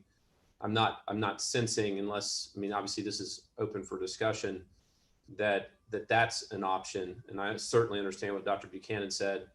I'm not sure there may be more to do with this other than to convey that, you know, we have to just keep reminding that we did default to the Tennessee pledge. So this expectation is there, but I guess as Dr. Buchanan said, maybe this is a choose what to focus on. And I don't see a practical path tonight to focus on this, but I'm happy to either you guide the discussion and let it go in whatever direction it needs to. Right. And what I'll say too is that for the most part, the establishments in Knox County are doing this. They can serve seated people in the bar. They can't have bar service at the bar. People don't stand at the bar to get drinks. They're seated in the bar only, and the bar is used to just serve seated patrons. And most places are doing that. There are a few exceptions, and those are the ones that you know, my staff has repeatedly dealt with. And there aren't very many of them. Most of them are following this guidance, and we really appreciate that. I don't want to make it sound like everybody out there, it's not the Wild West. For the most part, people are following the guidance and abiding by the Tennessee pledge. I would like to contribute something, it's just a thought, but in Dr. Buchanan, I just want to say on behalf of all of us, thank you to your staff who really are on the front lines every day. What I'm wondering is, and so I'm thinking aloud, but I'd like some perspective here, some ideas. If we have adopted the Tennessee pledge, then it's my understanding, not a lawyer, is that whatever we adopt as part of the Tennessee Pledge is enforceable. What I'm wondering is there not a way to support your team, Dr. Buchanan, with, for example, when we've been talking this evening about KPD enforcing the regulations, is there a way that they could support your staff? And I'm really, truly just wanting to talk about that. I'm not proposing anything, but I'm just wondering if that might alleviate some of the stressors on your team, and reinforce what I think Dr. Shamia is trying to call to everyone's attention, which is we've adopted the Tennessee Pledge. This is something that, in our understanding, should be enforceable. What are y'all's thoughts? And I don't want to speak for law enforcement, but you know, my staff works with Chief Thomas and her staff on a regular basis on lots of different things, and with the sheriff as well and his staff. And we pick and choose when we have our law enforcement friends help us do things for many reasons. We don't exercise that authority unless we really need to and feel like we should. And so it's been one of those challenging things in this pandemic. I will say that if I recall correctly, way back when all the executive orders started and the Tennessee Pledge started, the governor was pretty clear. It was not his intent that these would be regulations that would be enforced. And as a matter of fact, across the state, in other counties, that certainly isn't happening. Again, I go back to, if this board says you want us to do something more aggressive, we can certainly consider how we would do that safely and effectively for the few establishments that need more than a reminder.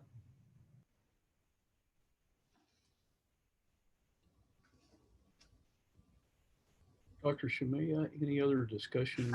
I believe Chief Thomas has a question or a comment. Oh, great. Thank you. I just want to say that to Dr. Buchanan that we certainly appreciate all she's done. I know that I eat out on a regular basis with my family, and she's right. Most people do follow those regulations, and we are more than happy to support her whenever she has an issue and willing to work with her. And I think your previous regulation that you just passed allows us to go out without them and enforce that in a pretty direct manner with the less than 25 people and the 900 square feet. So I appreciate all that Dr. Buchanan and her staff has done, because that laid a lot of the groundwork for us, makes it easier for us. So thank you. Dr. Shamia, any other points of discussion or any points of discussion regarding the Tennessee Pledge from the board or guests? Dr. Gochard, I'm at peace with the discussion, and just to reiterate that we still just need to keep, if nothing else, just reminding and reiterating the parts of the Tennessee Pledge that are not specifically in something else that we've passed. But otherwise, I appreciate the discussion, and I don't recommend any further action tonight. Thank you. So we are at other business. Is there other business to come before the board this evening? Dr. Buchanan. Just a quick question. The County Commission lists the sponsor next to any regulations or agenda items. Would you all be comfortable with us listing the sponsor on the agenda, like whose regulation it is or whose agenda item it is? That sometimes gets a little confusing once we get the agenda printed and you know who's kind of carrying the ball on that one. Would that be okay with everybody? Kind of as an open discussion, any thoughts to the contrary of having your name on that regulation that's been proposed or voted on? Is this something we're asking that would have to be like formally incorporated into our newly passed rules? This is just a point of process that I'm asking. I don't think it's in commission rules, but it is standard operating procedure for commission.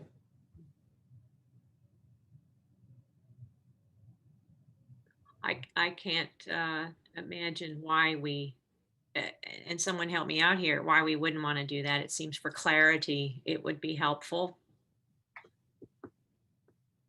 Yeah, I mean, it's really just about clarity and like, so, who's gonna take the lead and who's the sponsor and.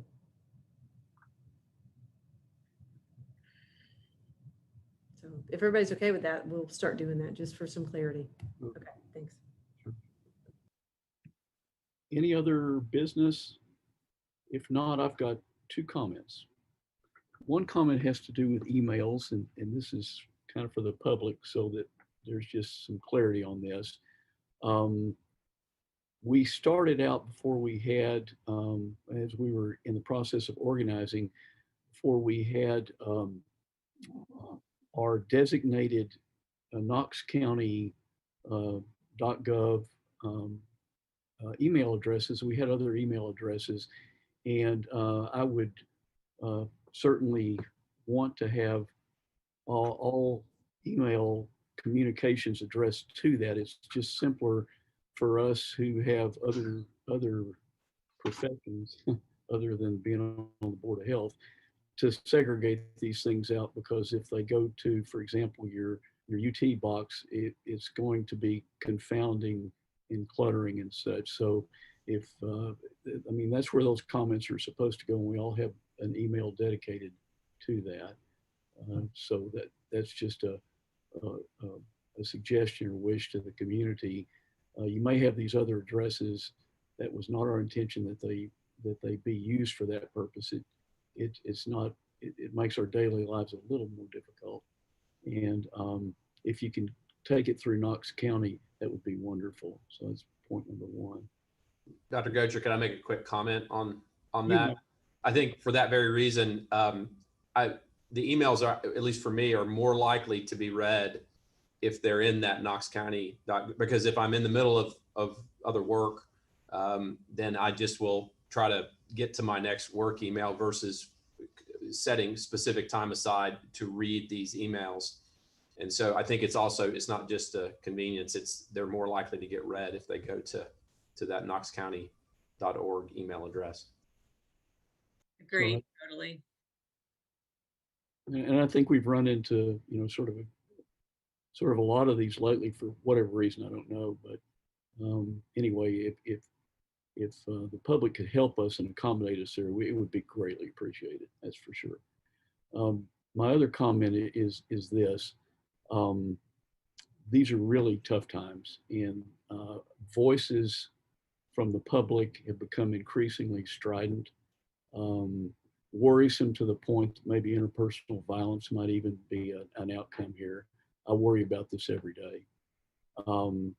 And, I just want the public to know that we are really people of good faith in trying to do what's best for the community. And we understand all of these concerns. It's a very worrisome thing each time we have to pass anything, not done lightly, done with a lot of reflection.